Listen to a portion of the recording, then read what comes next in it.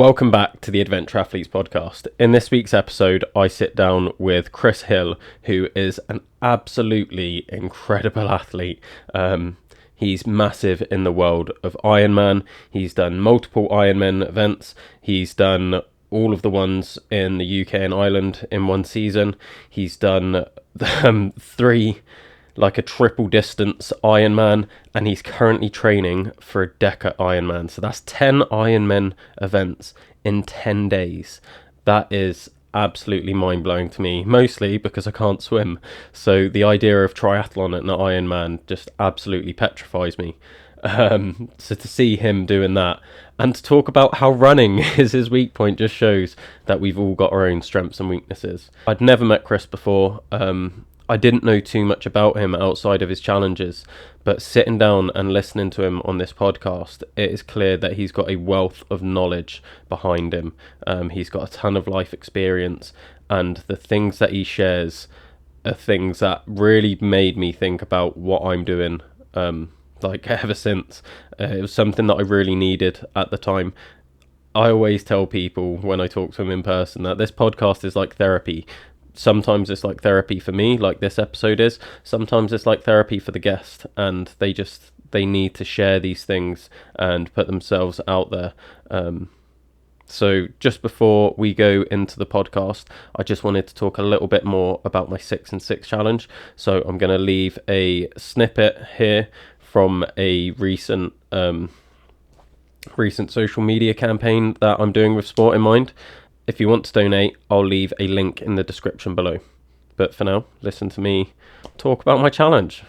Hi, my name's Will, and I'm going to be running 6 ultramarathons over 6 consecutive days, and I'm doing this to raise money and awareness for Sport in Mind. Now, this challenge is really going to push me to my limits. I'm going to be running over 230 miles with over 8,000 meters of elevation across the 6 days.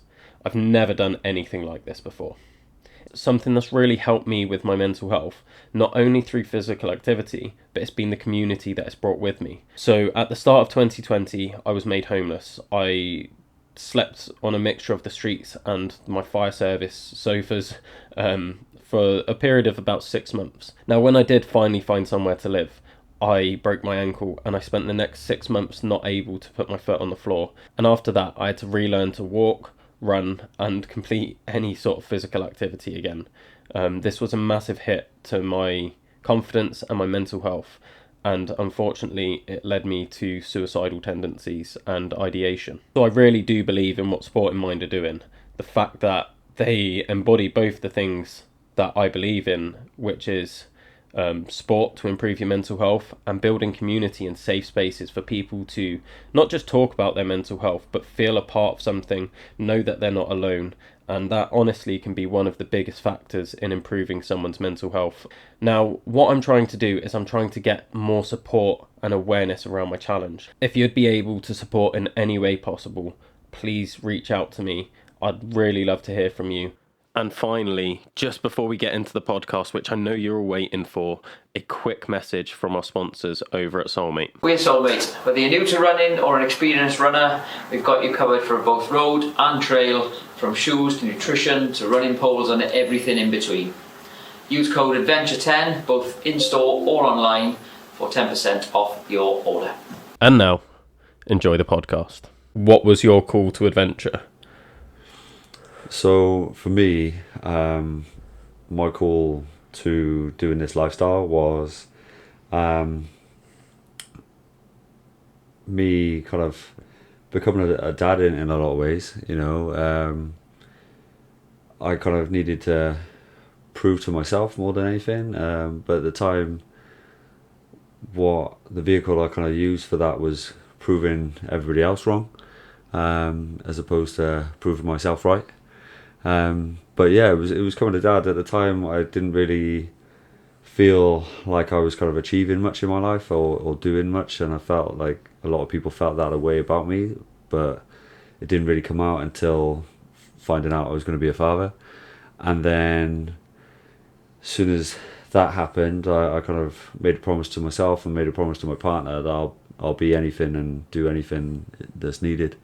So kind of getting into endurance events, because I myself have a coaching business, and wanted to be that coach to kind of walk the walk and talk the talk, as opposed to just kind of told people what to do. It was really important to me that I led by example, and not only to my clients but to those closest to me, like my family, like my kids. I've now got 3, so it's continually doing that on a full-time basis, if you will. And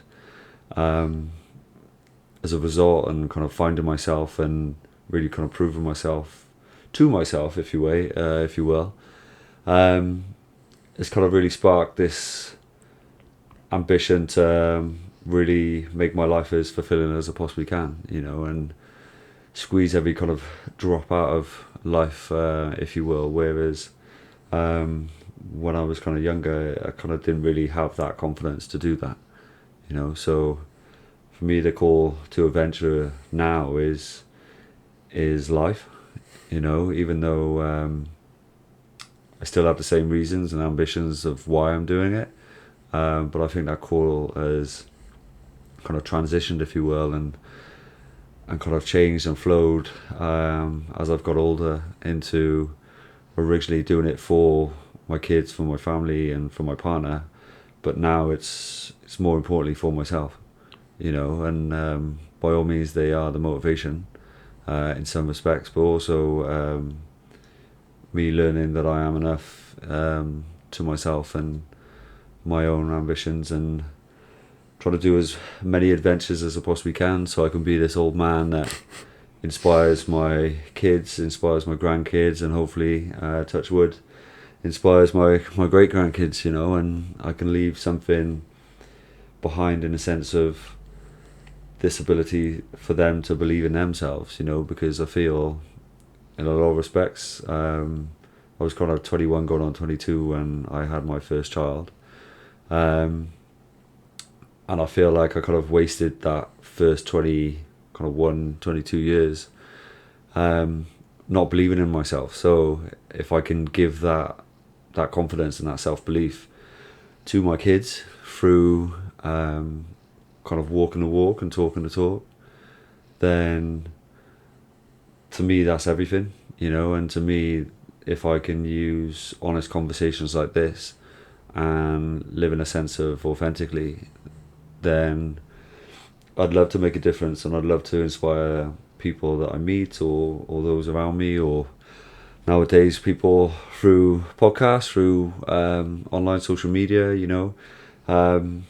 We live in a world where we've never been so connected and yet so disconnected, and I think when you see people kind of sharing their true selves and also finding themselves along the way, I think it's really powerful. I certainly have found it powerful myself as I've kind of gone through this journey. So yeah, I hope to continue doing it, and I hope to, like I said, do as many adventures as I possibly can in life, and really kind of get the most out of it. Yeah, as I possibly can, No, that's amazing. I'm really drawn to this idea that you've brought up of your kids being the reason you do it, because I meet certain people like you where it's been the best thing ever. Kids is always going to be an amazing thing in your life, but for the rest of your life, you said, you want to inspire them. You've then taken on bigger and better challenges, and you've had that belief in yourself. But then I always see people on the other end of it where it's I've had kids and I've given everything up for them. Yeah. What do you think's been that reason for that change for you to make it that positive in a way? I'm not saying kids are negative, but no, absolutely. I think for me it was when I was younger, I kind of really struggled with knowing who I was and who I was meant to be. I always felt kind of on the out, if you will. I didn't really feel kind of a part of anything, or it just felt different. I kind of got diagnosed being dyslexic when I was kind of in primary school, Year 6, I was the first kid there to get diagnosed with that. Year 7, it was ADHD, and was the first kid in my school to get diagnosed with that, and never really felt like I fitted in. So when I had kids, it was kind of like, right, okay. The reason why I had kids so early was I kind of wanted this family unit to love me, because I didn't feel very lovable, So having my kids, I wanted to show them and prove to them that they were absolutely perfect, regardless of their flaws, regardless of anything. And I also wanted to show them that I'm, in a lot of respects, perfect with my imperfections, and by all means I am a totally flawed human being, but I think there's beauty in that. I think there's also perfection in that, and if you can teach people to search for excellence instead of perfection, and lead by example through that, and for me, my kids inspire me every day. I learn so much from them, and I'm one of these parents that, because of the nature of my job and I kind of work from home, I'm kind of really blessed in a way that I get to spend so much time with them. But I'm also gutted when they have time off and then they go back to school, because I check in on them all the time. Partly because of my ADHD, not being able to refocus, and so on. But I've turned it into this amazing thing where I'll work for a bit and then I'll get bored, I'll go off, I'll check in on my 3 kids, I'll see what they're up to, I'll spend a bit of time with each one, and then I'll come back and refocus, and I'll crack back on with work. And that's kind of like this never-ending cycle where, in a lot of respects, they inspire me just as much as I hope I inspire them, so I think for a lot of parents, and obviously I can't speak on their behalf, but at the same time I'm going to try. I think as parents we forget who we are. I think we work so hard on committing ourselves to work, committing ourselves to what we think should be done. We actually forget who we are, and we forget that we're still growing, and this is still our first experience. I think so many of us put it to the back burner, and we're like, oh, we'll do that at that point, we'll do that. When in reality, I'm sure as you know, there is no perfect time to start anything. It's always going to come at you like a million times and so on. Like in the last few years, there has been a million things that have popped up, and I've had a ton of people say, oh, Chris, maybe you should postpone this event, maybe you should postpone these challenges that you set yourself and so on. And in a lot of respects, rightfully so, but what I've learned is you're not guaranteed tomorrow, and I've also learned that in a lot of respects, if not now, when? Because we put things off, and I could postpone this challenge that I'm doing in a few months until next year, and maybe, on the off chance I might have a better run up to it.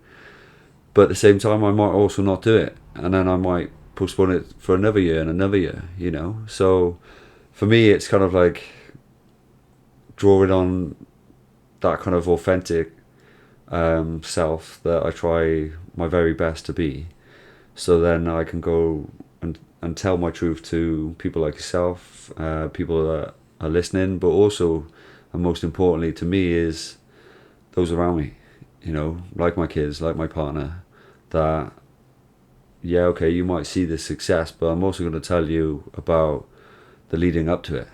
Because if I'm here facing adversity, and then, like for example, my son, he's 12 years old, he just went away for his first weekend camp with the cadets that he's a part of. He was super, super nervous beforehand, and then he's come home today and he's never been prouder of himself.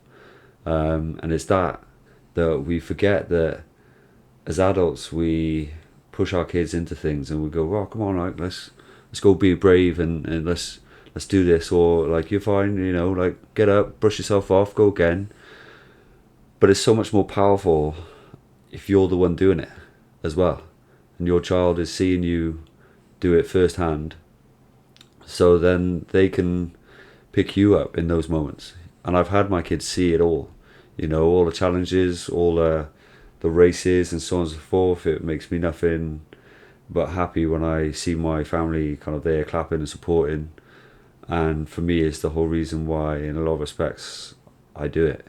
There's obviously my selfish reasons, but there's a huge element that I get a lot of kind of gratification from seeing my family seeing me and supporting me, and hopefully then inspiring them.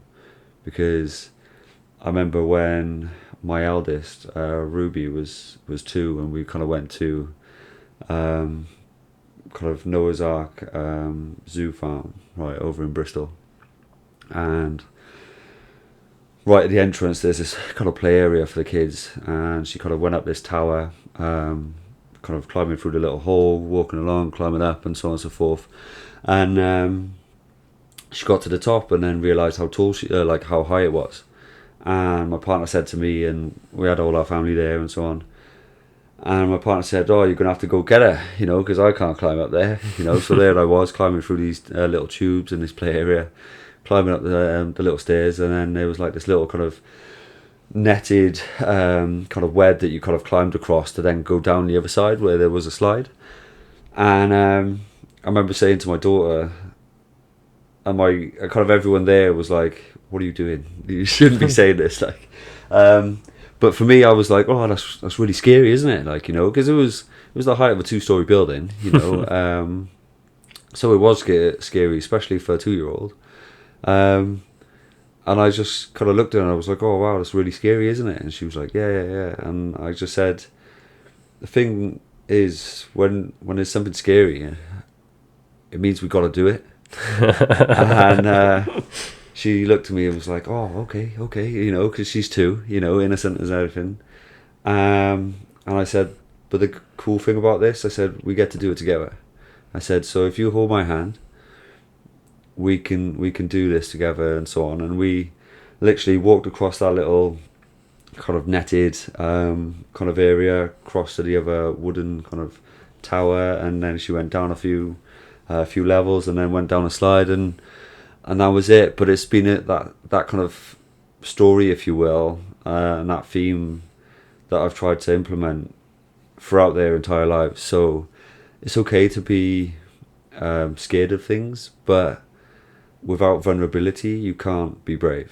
A lot of us kind of make out that we're brave and we would be these people in certain situations, and then all of a sudden fight or flight kicks in and we freeze and we don't know really who we are.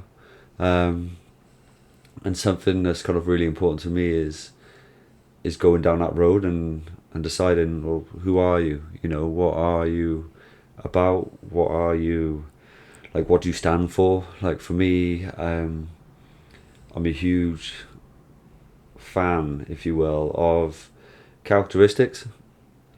So I kind of try and surround myself with people that there'll be an element of their character that I really like, that I really admire. And for me, I just kind of, for example, if you were kind of a really trustworthy person, I would then want to have you there so I could learn and be more like you in regards to being more trustworthy. Yeah. And if you had another person and they were the kindest human being in the world, the most generous, cool, like, let me learn from you. I want that characteristic, you know, and you name it, like all the characteristics that are out there.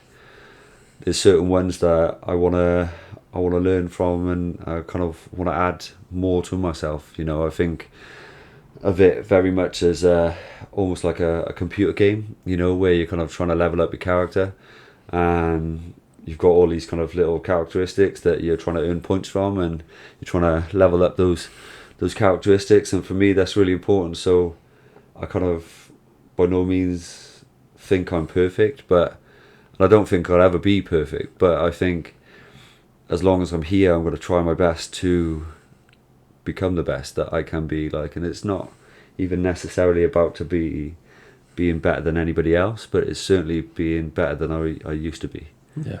And I think that's incredibly important when you can sit there, and I'm sure you'll agree, the more you go down this road, the more you learn who you are, and the more you're exposed. And for me, what I love about kind of like challenges that are up and coming, multi-day events, and similar to the one you're going to do, it's day one you might be fine. Day one might just, it's another event, and it might be challenging to some degree depending on the terrain or the weather that has been presented. But day two might also be okay, and all the rest of it. But then day three you might be exposed, and all of a sudden you're kind of stood there naked, and now it's right now the challenge starts. And okay, officially you started 2 days ago, but you've now got 4 days where you're truly exposed, and this is where you find out who you are. Day 1 and 2 was only merely kind of like that process of just undressing, and then when you are in that place where you are truly exposed, it's this beautiful process where now you get to find out who you are. Now you get to see how deep you're willing to go. And it doesn't necessarily mean that once you get there, that's it, that's the full stop. Because I believe there's layers to this. And sometimes you might have to, kind of like if you're kind of clearing through a forest, you might have to chop a few trees down, go back to base, resupply, then go back out again. And that first little section is going to be okay because you've been there before, the path has been paved and so on. But then if you want to go further down this road, then you've got to lay that kind of foundation and those bricks one by one, and that for me is kind of like adding jobs to a CV. We hold the CV when it comes to work experience and our kind of financial jobs, but I kind of often tell clients when it comes to their self-development journey, effectively when you're stretching your comfort zone, you're adding to your CV of who you are. So then that way on race day you can stand there with all these work experiences on your CV, so you know that you're capable of doing this race. And I think that's really important when you're kind of going down that rabbit hole to find out, because some people might have it, I certainly didn't when I was a kid. I didn't believe in myself, and I was this person that had a million dreams, being a typical person with ADHD, bounced around a lot, had great ideas, never really knew how to put them into practice. And then started listening to everybody else because I didn't follow through on those ideas. A lot of people said, well, a lot of respect, mate, you're full of it, aren't you? You kind of always come up with these things, but you never kind of follow through. And in a lot of respects, they were right. But also the way my brain works is I'm a very big believer in kind of planning ahead. So I might kind of sit here and talk about things and that kind of that bucket list or that race wish list, if you will, that I go, right, I'd love to do all these races. And there's millions of them, millions of challenges, millions of races, all different types of sports, from like mountaineering to kind of endurance racing and stuff, because I just like adventure, but then a lot of factors come into that, whether it comes into finances, whether it comes into kids and family life and so on. And the reality is, if I had an unlimited financial pot, then yeah, of course I'd crack on as soon as I can, but life comes in the way. So I put these lists aside and I try and think, right, okay, for example, like I'm 40 in 3 years, so I kind of want to do something big for that. Kind of don't really know what yet, but I'm kind of trying to put a few ideas out so then I can work backwards over the next 3 years so that I can make that dream a reality. Whereas to some people, I think because their brain doesn't work like that, they think, oh, he's just kind of talking a lot of nonsense, and I think in that regards, that's when you kind of get your criticism. That's when you kind of get the everyday person kind of really tapping into you and saying like, oh, Chris, you're never going to do that, because they just see the person in front of them. They can't see the person that you could be in 6 months, 12 months, 3 years, you know. And whereas like I used to believe that, whereas now I'm fully kind of aware of my capabilities, and I'm fully willing to take myself as far as I could possibly go to see just how far I'm really willing to take this. No. You know, because there's a million of people that are way more kind of badass, if you will, than I am, I believe. You know, you can just go on social media and find people that are absolutely punching their ticket every day, you know, kind of grinding, like putting themselves out there, pushing themselves, you know, doing all sorts of races, all sorts of incredible things, like, you know, and achieving things that are just mind-blowing. And I don't think I'm there yet, but at the same time I'm 37, you know, and I feel as young as ever, and I feel that, or I'd like to believe that I'm going to do this until I physically can't. Yeah. And then I'll find another thing, and I'll keep stretching it and keep going in other ways and other capacities, and then hopefully help others come along on the journey that they want to go down, and so on. So for me, it's kind of like, how can you learn all these things and then pass it on to the next generation or the person next to you, you know, because I think deep down we all have dreams and aspirations, and I think if you were truly honest with yourself, you'd probably say them out loud. But I think insecurities get the better of us, and I think we shy away from it, because if we say it out loud, we often get laughed at, and I think that's a massive shame. So if I can do things like this, like speak on a podcast with a bit of honesty and a bit of integrity, then maybe others will have the confidence to speak their truth and just start, you know. Because I remember when I first started this journey, I was absolutely blowing, just jumping in a swim pool and swimming one length and having a few minutes at the rest at the end, and building up to doing 20 lengths in an hour, whereas now I can swim just like an Ironman swim in about an hour and 10 minutes, you know. So starting is the most important thing, and I think if a lot of people actually spoke and shared their journey, the truth on Instagram, you know, as opposed to the kind of sexy version, the edited version, and it would inspire far more people. Yeah. Because I speak to so many people, and you'll know as a coach yourself, I try and have it, or end up having the same conversation with my athletes all the time, and then I try and get those to reach out to each other, because quite often they're having the same sorts of feelings, and yet one person won't speak to the other person because, well, that person's way better than I am, so how are they experiencing the same thing as I am? You know, they're so much faster. When in reality, it doesn't matter how fast you are, you can still experience the same sorts of emotions, the same sorts of insecurities and stuff. And that comes down to your past experiences, who you are, how much you've actually kind of worked on yourself mentally and put that kind of preparation in, and it doesn't necessarily correspond to how good you are athletically.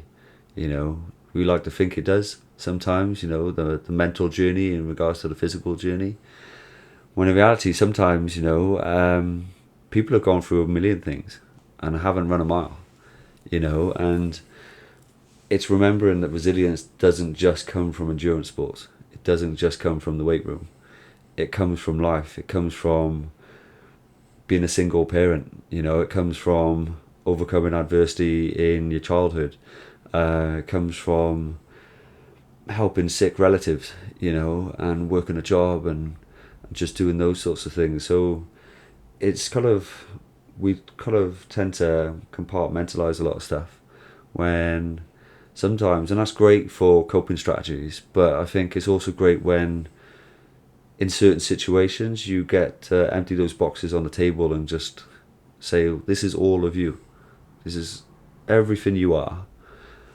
and you can take that resilience from your job and you can slide it into your first race. And if you are over here managing people, then maybe you can micromanage your schedule a little bit better, so we can look at your training and tap into that in a little more functional way, or whatever. And I think once you start kind of going down that journey and teaching people those sorts of things, they start connecting the dots, and that's when they can really make a difference with themselves. And you'll know that's where kind of I really come alive. And I imagine yourself, when you see these people kind of, you see the light bulbs start to switch on, you start seeing them start actually voicing their actual real dream. It kind of started off with a little one, and Yeah. and although at the time that was big for them, but deep down they had this massive goal that they really wanted to do, and they're just too afraid for whatever reason just to voice it. And then It almost seems like unachievable to them in their eyes. Yeah, massively. And then having like someone like you believe in them, and they can see that through the process of what you're doing. Yeah, I think that's the thing that like flips switches it. Yeah, definitely. And I like to think if I can use my strength from my experiences to kind of almost be like that scaffolding around you whilst you build yourself, that's cool. Lean on me. That's fine. That's what I'm here for. Yeah. That's the difference that I want to make. And I think a lot of us kind of want to make that difference, and it's just, for me, I'm a very visual person, so I kind of went to New York for the first time at the end of last year, or the beginning of this year even. Partner kind of treated me for that for my birthday, and it was a kind of very visual thing in regards to that scaffolding, because these are some of the biggest skyscrapers in the world, and yet they almost all have scaffolding around the bottom of them. And it just reminds me, it doesn't matter how big you think you are and so on, it's that support system around you that holds you there, So, for example, yourself, you have a podcast. I'm sure you listen to other podcasts, and you have goals or aspirations to make your podcast as big as such and such a person's podcast, to have as big a reach as that person or whatever. And I think the more you kind of build that empire around you and around others, and effectively you kind of focus on the foundations, focus on the community you're building, as opposed to the podcast itself, and then just sit back and watch the community look after your podcast, and it's like you reaching out to me says a lot, in regards to what you're willing to do, but also in regards to my journey, because I feel like that's how I started out, just literally reaching out to people. And I think it's also important to allow others to reach out to you, but then also for you to come along and help people and have those help you. And I think so many people they think the main focus of self-development is self, when I think also, yes, that in part is true, but I also think you can get there and go further, if you will, through community.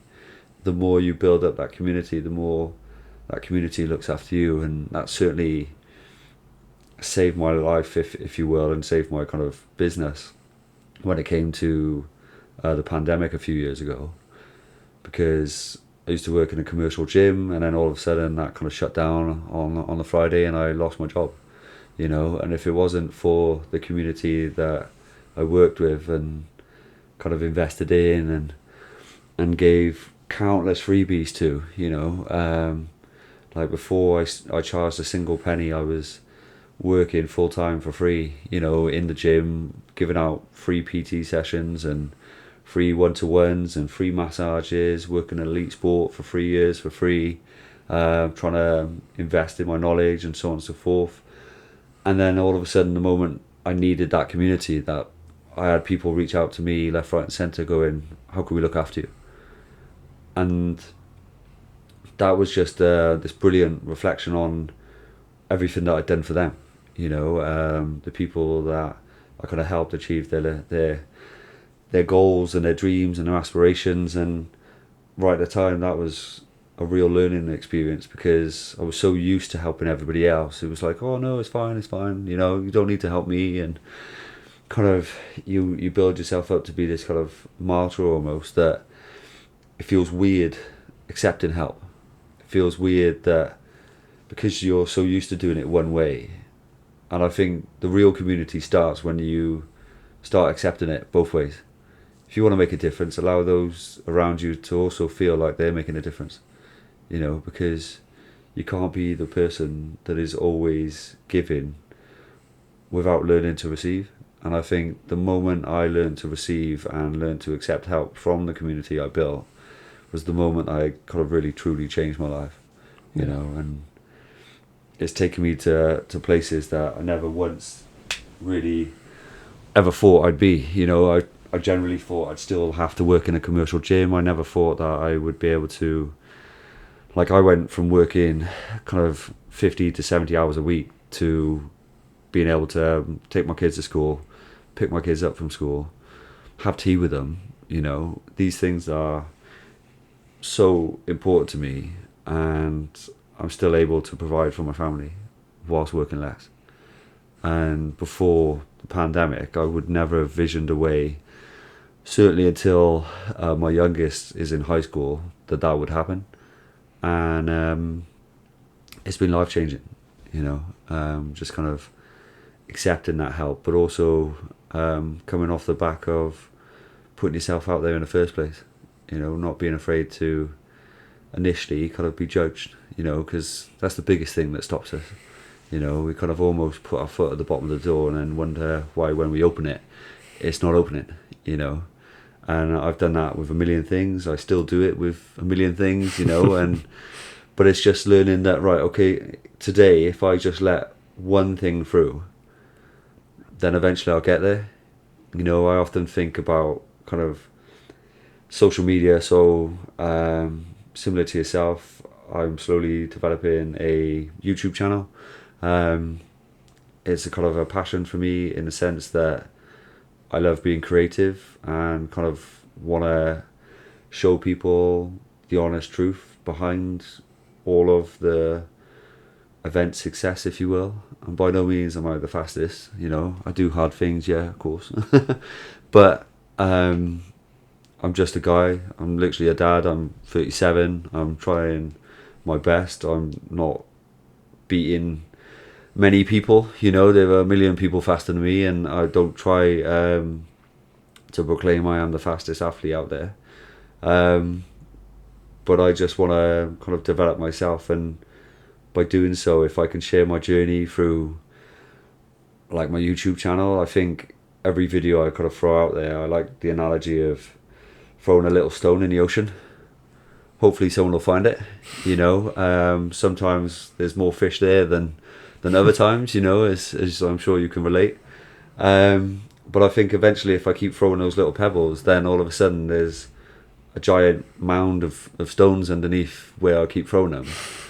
And then eventually that community of fish will start using those stones as a little coral reef, and it'll build this infrastructure, this beautiful kind of coral that can be this community, that can be this place where others feel safe, other people flourish, other people grow themselves, and then in turn inspire them and do, so they can do things, similar things, and so experiences like this I'm incredibly grateful for, and I can't thank you enough for inviting me, because I just see it just like the things I'm trying to do myself. This is another opportunity, this is another stone that's being kind of thrown out there, that one, you can have a beautiful conversation to, you can learn as much as you possibly can from each other, but also in the sense that you're over here kind of throwing your stones, I can be over here throwing our stones, and then all of a sudden your community can find my community can find your community.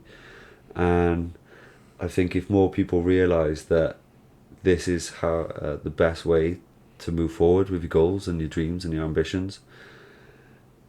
You go, like, I just believe that you go so much further when you go with others, you know, and you're willing to kind of push yourself, use yourself as the example, but then come back and, like, once you've paved a little bit of that pathway, don't be afraid to go back and collect others and help them along their kind of journey. And some will want to come so far, you know, and stop, set up camp, you know, and that's as far as they want to go, and that's okay, that's cool. Some people will want to go further than you will, you know, and then it's about being that kind of foundation, that kind of scaffolding around them, so when they are walking down that path and leading the way, that they feel safe, they feel supported and guided, and not that like they're on their own. But then they might be then in turn the people that inspire you, you know, because I've got an incredible group of athletes right now that are all shapes, all sizes, all in different stages of their life, all having different experiences, from kids to medical issues to scary kind of medical situations, to life transformations, from losing weight to actually finding themselves, and then to going on to doing these incredible things that just are awe-inspiring, you know, and you just go, well, bloody hell, like, you know, like, it's amazing, you know. You don't have to go far to look and find inspiration, you know. I know we got social media, and I know in some respects it's easier to find the inspiration when you're sat online and they're from a different country and so on and so forth. Or I think we tend to throw so much weight to a following number, you know. Well, they've got 1 million followers, so they must be good, you know. And okay, some degree, yeah, okay, I'm sure they've worked really hard for that following, but also a person down the road with a private account can also be just as inspiring, you know. And I think sometimes we forget that, you know. I think when we're on social media we focus so much on the number when it's remembering that there's a person behind that number, you know, and we're all people at the end of the day. And I think it's just as inspiring when you're learning from, like, some of my clients are in their 60s, you know. One of my clients, he's in his 70s and he's just ridden the car 10, you know. He's got 2 artificial knees, and I think that's incredible, you know. He had his knee operations and as a result learned to swim, you know, and does swimming every week and swimming events and races and so on, and is just as much as inspiring as some of the younger clientele that I have that are doing incredible things, doing their first 5k or are losing weight so they can have kids, you know. And I think the more you stop, the more you listen, the more you open yourself up to listening. You know, my partner certainly is teaching me that slowly. Because naturally, as someone with ADHD, I tend to listen to respond instead of listening to hear, because you might say something and I go, right, I've got an idea, and then I'll cut you up, and I don't mean to do that by any means. So if for the listeners out there, if you have someone who has any sort of neurodivergencies, just be patient with them, you know. They don't always tend to know that they're interrupting or even mean to interrupt, but naturally you've said something, it's triggered a thought, and I'll need to say what I gotta say, you know, just so by the time you finish I won't have lost it. But my partner's certainly working hard with me, trying to teach me to listen to hear instead of listening to respond. And I think the more we listen to hear, the more we can actually learn so much from those around us, you know. And I try my best, and I sit there and I listen to my kids, and like my youngest is 9 years old and she teaches me things all the time, you know, because they're watching things like, you know, we grew up without YouTube, and they're watching things on YouTube, and they're learning quicker than we were, you know, and quicker than we are in some respects. And I think if you're open to learning from even the kind of the unusual sources, you know, I think so many parents think because, like, certainly, I don't know whether you'll resonate with this or not, but the older generations, you know, it was certainly said to myself that, well, they're older than me, so they know more than I do. Whereas I'm kind of the same age gap between me and my son is the same age gap as me and my dad. And I remember being my son's age thinking, right, my dad's in his 30s, he's an adult, he knows, everybody knows everything, you know. Yeah. And then you get to your 30s and you realise everybody's all full of it, you know. Nobody knows what they're doing. Everyone is blagging it by the seat of their pants. And somehow we are surviving, you know. And I think that's an incredible, important thing to say, because there's a bunch of people out there that are struggling with their mental health. And I think if more of us turned around and said, actually, I'm really bloody struggling, and life is incredibly hard right now, and I wish that more people were just honest about it, instead of like uploading this picture perfect photo or this brilliant angle of them training or running, and you see their Strava and they've gone out and run 50 miles, and in their video that they upload they look bloody perfect, and you're like, I don't look like that. You know, I was hanging out my ass, like, you know, doing that and so on. And then you look at their pace and you go, oh, well, that's better than mine as well, and so on. And you just end up hammering yourself for no reason, when if people shared the good and the bad, you know, and the absolute brutal honest, then in a lot of respects it'd make us all feel pretty good about ourselves, you know. It would. And don't get me wrong, there are some rock stars out there, you know, that are just incredible athletes, you know, incredible human beings that go further than any of us go. But I think that's important for society. And I also think that people who, like, I often attribute to, like, society as this kind of staff, if you will, the spear, right? There's some people that need to be the tip of the spear, but there's also people that need to be elements of the kind of wooden pole, if you will.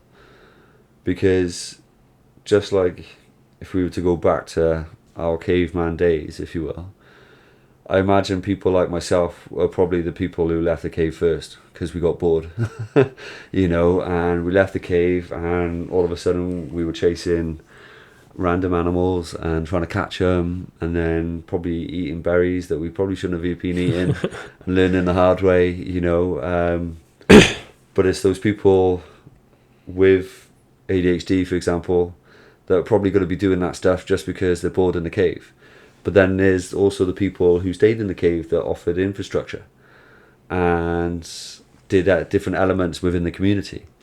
And I think understanding that all of us have a place in this community, all of us are equally as important. And I think it's really important to kind of mention those things, that you can still do incredible things. It just means that your journey might look slightly different than others. And I think that's important to say, because a lot of endurance events, there's a million ways to train for them. Yes, there's the gold standard. And yes, there's, right, okay, here's a template of this is how it should roughly look. But I can honestly turn around and tell you that every year that I've trained for something that I've done, there's been a million things that have gotten away. And there's been a million training sessions that I haven't been able to do. And yet I've still got across that finish line.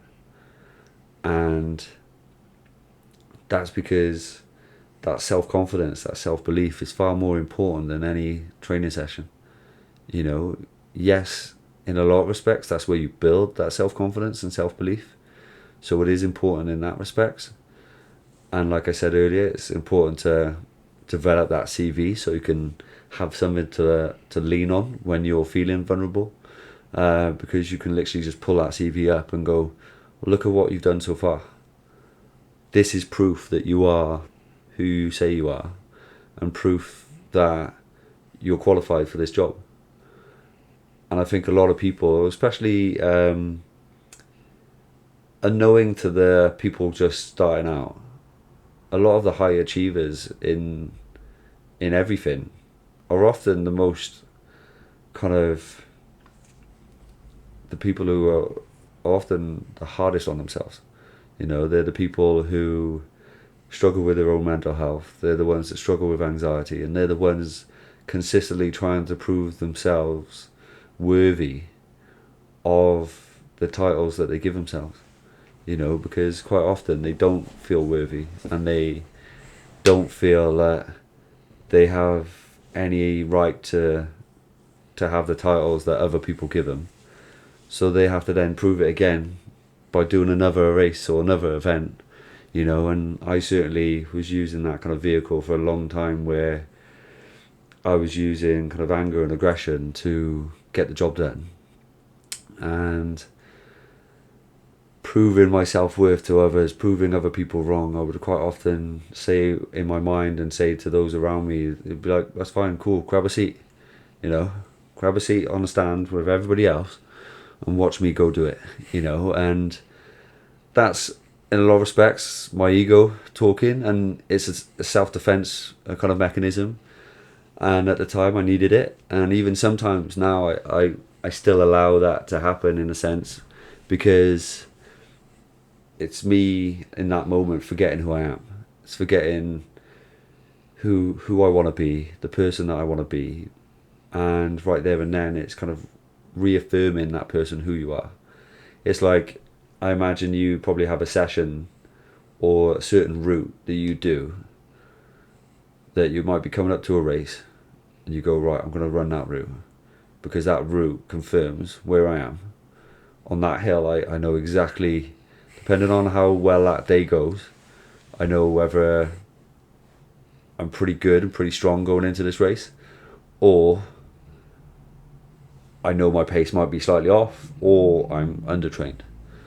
And it's having those sessions or having those moments where, yeah, okay, puff your chest out, you know, like reaffirm who you are, reseal, like kind of brush up your CV, if you will, and kind of prove to yourself more than anybody. But then go out there on race day and don't look to prove anybody wrong, look to prove yourself right, because I think that's way more powerful, and I think that's also way more inspiring than if you're just using soul aggression and the desire to prove everyone wrong. And I think, yes, it's a fuel force, but I also think it's a short-lived fuel force, you know. Whereas if you really want to see what you're made of throughout your entire lifetime, then I think you have to find something a little bit more sustainable, you know, because otherwise the peaks are very high, you know, but then the troughs are very low, and you kind of end up doing this kind of yo-yo with your mental health that I don't think is the best thing for you. It's certainly one of the best things for me, and kind of like that post-race blues, it just hammers you, you know, because for me, I feel most regulated in regards to my ADHD when I'm in the middle of season, in the middle of my events. And for me, my up and coming race, I know I will feel my most authentic self when I'm in the actual races, you know, in the event itself, because for me it brings me to the present moment. It's like yourself, you know, if you're out on a trail running,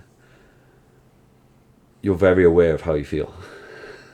you know if your legs are hurting, you know if you've got blisters, you know if you feel good, you know if the weather is hammering you, you know all of this stuff, and you have a heightened sense of awareness. But also with the kind of the mental work that I've done, I'm also very aware of those around me. I'm very aware of the support network that I have. If I'm out here running in the rain and my family are out there running in the rain, or my friends, or people I coach have come to support me or whatever, then they're stood there getting soaking wet in the freezing cold just to watch me. I'm the only reason why they're there. And that's pretty incredible as well, you know, because they wouldn't do it if they didn't care about me, if they didn't love me. And for so long, literally I've been with my partner, this will be year 17, and it took 16 years for me to accept her love, you know, as crazy as that sounds.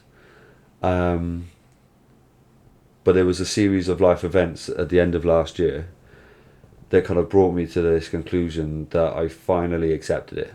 Whereas because of childhood trauma, I firmly believe that at some point she's going to leave me, because at some point she's going to realise that I'm an absolute nightmare, you know, and at some point she's going to be like, oh, I can't do this, you know. And because for so long throughout my childhood, it was just kind of like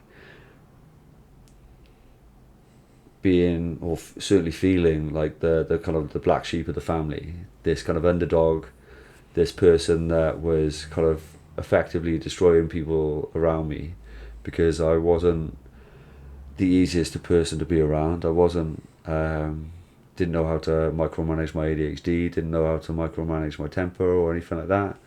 So in a lot of respects, I was like this little volcano that would boil inside and then erupt and then kind of cry by myself, you know, because I didn't know how to. I felt like I only had two emotions, you know. I felt like, in a lot of respects, I kind of see it in a lot of men, you know. You've either got this masculine phase where you're just alright, you know, you're the laugh, you're throwing out banter and so on and so forth, but then there's this kind of deep resonant pain or kind of anger or resentment because of the way life is treating you, and you then either kind of blow your lid, or you don't really know how to kind of micromanage those emotions. And certainly on my journey through going down this kind of pathway, and obviously learning through kind of reading materials, other podcasts, other athletes, the events I've done, it's kind of helped me really learn more and more about myself. And I can listen to some audiobooks at some points, or some podcasts, and be like, I learned actually this during this race. You know, I learned that about me during those moments, and it almost kind of concretes that information in, because I tend to learn through doing as opposed to being told or watching something or listening to something. But if I get that information and then I apply it in a physical manner, it tends to stick a little bit better, and then I kind of tend to go full circle again and put it into then the next practice, the next event, the next thing that I do, and then I try and teach my athletes or my family around me, you know. But when I'm certainly in these events, that heightened sense of gratitude, that heightened sense of present moment, that learning through physically doing it, that self-discovery, the sense of adventure, for me that encompasses the life that I want and certainly would love to live. And for me that is what life is all about, you know. It's true self-discovery. It's stripping off those layers and saying, right, who am I to the world? And then I think so many times we're often told when we're younger, and even now, there's so many adults now are walking around and they're looking to find themselves, when I think we're looking in the wrong direction, you know. We're looking outside. We kind of got to go do this to kind of find ourselves, or go down this path to find ourselves, and so on. When in a lot of respects, it's like I said to someone the other day, it's taking the layers off ourselves. So just like when we're kids and we lay on the floor and all our friends pile on top of us, imagine all your friends putting layers of themselves on top of you and the people around you, sometimes your parents, sometimes your brothers or sisters or your aunties, uncles, your family, your closest friends, your best friends, and they have the greatest intentions for you, but they instill their beliefs on you, and you're laying underneath all these layers of other people's beliefs. And I think when you go down this journey, you end up taking these layers off, and you, like I said, you stand there eventually naked going, right, who am I? And then you take the next step. And the more you're willing to go down, the more you're in a continual cycle of taking off those layers. Because naturally, the stronger you kind of your CV, the stronger the layers you are to yourself. Kind of like when I did my first Ironman, on the build up to that, I said, the moment I cross that finish line is the moment I'll be able to do anything. I'll truly believe that I'll be able to do anything, and kind of like the Ironman mantra, anything is possible. I sold that to myself so hard, right? Because that was the first thing I did. I hadn't run a marathon at that point. I hadn't done a bike ride race. I hadn't done a swim race.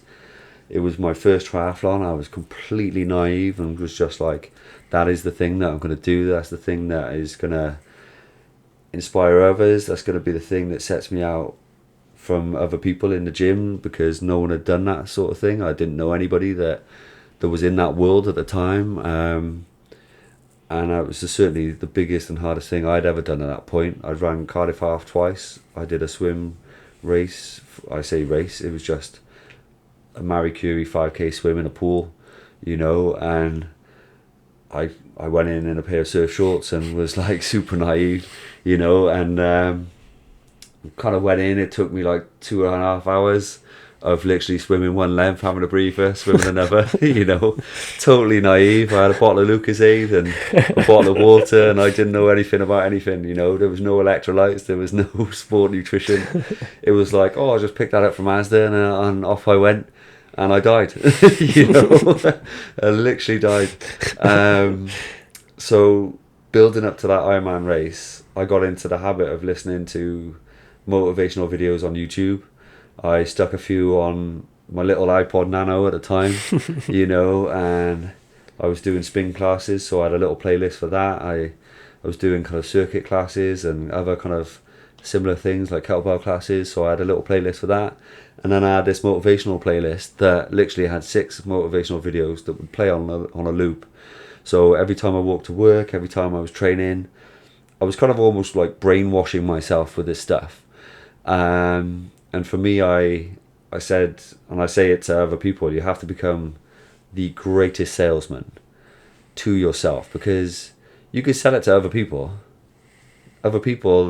like, and quite often people that don't know you, it's easier to sell yourself to them, because your friend that has heard you for the last 6 years say that you want to do this Cardiff Half, and you're like, yeah, okay, mate, heard this for 6 years now, mate, you ain't doing it, and they got the greatest intention and they love you to bits, but now they've got this belief on you, and now they're adding that layer to you, and sometimes that layer weighs a ton, and sometimes you can't take it off, or you certainly feel like you can't take it off, when in reality it's not the truth.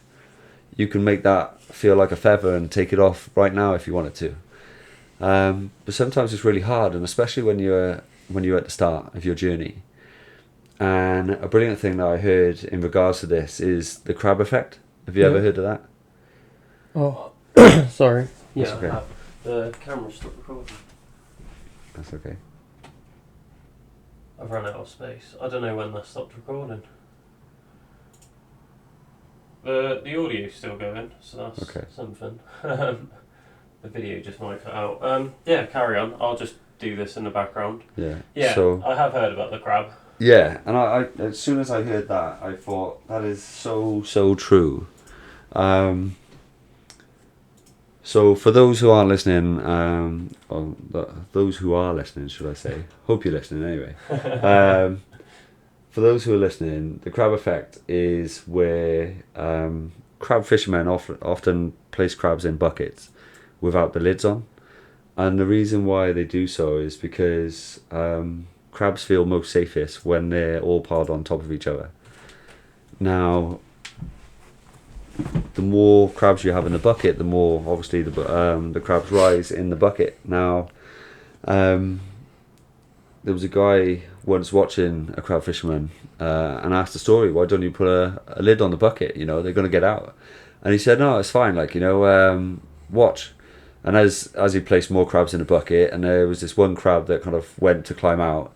And what happened was, as he got closer and closer to climbing out and pulling himself up, the other crabs in the bucket pulled him back down. And it's quite often such a great analogy for life, in a sense. The moment you try and push yourself outside your social circle, the moment you try and sign up for a race and you quit going to the pub and hanging out with your mates on the weekend and start changing going for the pub to going for a run or doing a bike or swim or whatever your thing is, the more people will then try and pull you back in, because whether we realise it or not, all of our friends, all of our social circles are based on, in the nicest way, what do we offer our friends? You know, like, I like this person because they do this and that. I love that. They're the funniest person in the world. So when I'm feeling sad, I go around this person's house and he makes me feel better. You know, and it's little things like that, and quite often when you're looking to better yourself and looking to kind of grow and not necessarily be better than anybody else, and this is where the kind of common misconception is, you're just trying to be your best self. You're just trying to go down this pathway because for whatever reason you think it's cool. And quite often those around you, and it's quite often your closest friends, your family, they struggle with that concept because now all of a sudden you're not offering what they need. And just like the crab effect, they want to pull you back in. And that can be really tough. That can be quite negative sometimes, and that can be quite disheartening because all of a sudden your best friend doesn't feel like he's supporting you, or your best friend doesn't feel like you're kind of getting the support that you need from that. And sometimes that can be your parents, sometimes that can be your family, in the sense of they're just concerned that they don't want you hurting yourself, you know, or they've never done a run before, they don't train or they don't exercise, and there you are, you've just signed up for like in my case an Ironman, and they're like, mate, I think you're bitten off more than you can chew. You like, you know, you've done a half marathon, Chris. Like, you know, calm down. You're gonna hurt yourself. Like, you know. Yeah. And that can be really hard for them to comprehend because they've never done it before. They don't know it's possible. And in some respects, that's when you kind of get really annoyed, really frustrated, and you go, right, okay, I'm going to prove you wrong. And it can be, in a lot of respects, quite hard on the relationship.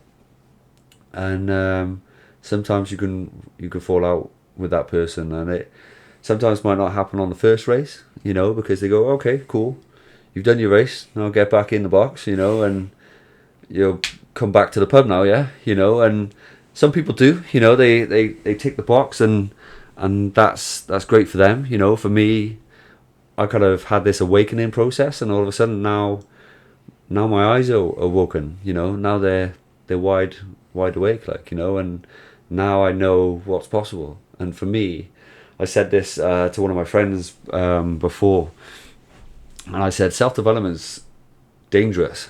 And he said, what do you mean? I said, because once you open your eyes, you can't close them. Yeah. And I think that's so true. Because once you start realizing that actually you're capable of quite a lot, and the more you go down a rabbit hole, the more you actually understand that, like, okay, certain things, like today, like if I were to go out and do an Ironman now, it wouldn't be the prettiest, you know. I'm not race ready. It wouldn't be the fastest. But I know I could do it. It would be potentially painful at certain points, you know. but there's not a shadow of a doubt that I know I could do it, and I'm sure that you feel the same way about kind of running and the training that you're doing, you know, and the things that you've achieved in the past. But it's knowing those things, and when it's your first time, you don't know. It's kind of like I said to a few people last year. So last year I did my first ever continuous triple Ironman. So it was all the swim in one go, it was all the bike ride in one go, followed by all the run, and then literally the least amount of sleep you can possibly have. Now to me, although I'd done a ton of things from my first Ironman to last year, and it been like, what, 8 years of doing things, you know, up until that point, last year being my 9th year, all of a sudden it felt like the first time again. It felt like there was a new door that I was walking through. It felt like all of a sudden I hadn't really kind of done anything on this scale, or certainly in the scale on my mind before. So it felt like the next doorway, and there was a bit of nervousness, there was a bit of apprehension, there was a bit of excitement, but then there was also, it felt like it was putting kind of 16 years of coaching into practice. It felt like I was putting into this kind of 8-year, going on 9-year kind of journey into practice, all of these little events, all these races that I'd done, all these moments that I'd learned how not to do things, you know, because let's be honest, you never remember how everything went to plan, you know, and I'm pretty sure there might be one race in your memory that it actually went pretty good, you know, generally. And certainly in my experience, there has been at least one thing. I still don't think I've had that. In every single race, like, you know, every single race that I've had, that I've done, that there has been something that has gone wrong, you know. And but it's taught me so much, you know. And in some respects, like, I've had races where something's gone wrong in a swim, and then it's kind of frustrated me, and I've pushed even harder, and then PB'd on the bike. And then gone, oh shit, I've gone a bit too hard on the bike. And then all of a sudden, like, suffered on the run because of it. And there's been moments where, like, for me, ultramarathon running teaches me more about myself than any other sport. Purely because, right, I bloody hate running. Now, it's funny because anytime I want to dive a little deeper in myself, anytime I want to learn more about myself, anytime I feel like, right, you haven't pushed yourself in a while, it's always a running challenge. Because I will ride my bike all day long.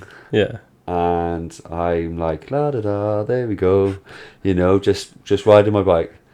And I get the same kind of joy and pleasure from swimming. Like, swimming is my happy place, you know. Being in the sea is where I truly, if I've had a bad day, a bad week, I go to the beach, you know, and that's where I feel most connected, most spiritually connected, most myself. It's the same on mountains, you know. If you've ever had that experience by going up mountains, those two places for me show me how small and insignificant I am, and yet how amazing I am at the same time, because it brings you to your moment, you know. You're not on your phone, you're not scrolling social media, you're not doing any of this sort of stuff. You are truly present in that moment, and you're just aware of everything, you know. And I think for me, certainly running, it has exposed me the most, because it kind of strips away everything the quickest, you know. Like, I cycled a couple of years back the length of Britain in 8 days. Averaged, I think the smallest day was 98 miles, the biggest day I think was 126. And it was just one day after the other, and literally, and don't get me wrong, it was like, it was tough, and some of the climbs were like massive. You know, we went up a few of the big 100. So if you Google top 100 kind of climbs in Britain for cycling, I think we went up maybe 6 of them, right? And they're monsters, right? But it was awesome, right? And those moments is exactly what I was there for.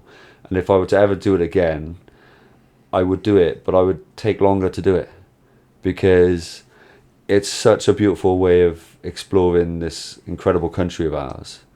And it's kind of similar like to trail marathons, trail ultras, you know, Ironman races. You know, I've always said, wouldn't it be an incredible way to explore the world by just doing races around the world?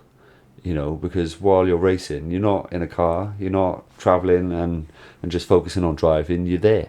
You know, you're in the moment, and you're taking all of the beautiful scenery in, you're taking all of those experiences in, and now you've got this incredible story of going, oh, I'm going to such and such a country, and you go, oh, I've been there. I was doing this race at the time, and then you've got this amazing story that is embedded into your mind because you were halfway up a hill and it sucked, and there was a crosswind, and it was hailstone, and you were soaking, you were freezing, you were this, you were that, all these incredible experiences. Or maybe you witnessed this incredible sunrise on that peak, and the clouds looked like, I remember one time I was running at Penavan, and the clouds literally looked like waves in an ocean. And I was just above the clouds, and the sun just came up, and it was a clear sky above those clouds on the peak of the mountain. And it was incredible. And then the rest of the day, it was like super cloudy and overcast and raining and miserable. And I thanked myself so much for getting up early to go and witness that, whereas everybody else stayed in bed, and everybody else missed that moment in their lives. And for me, I want as many moments as I possibly can.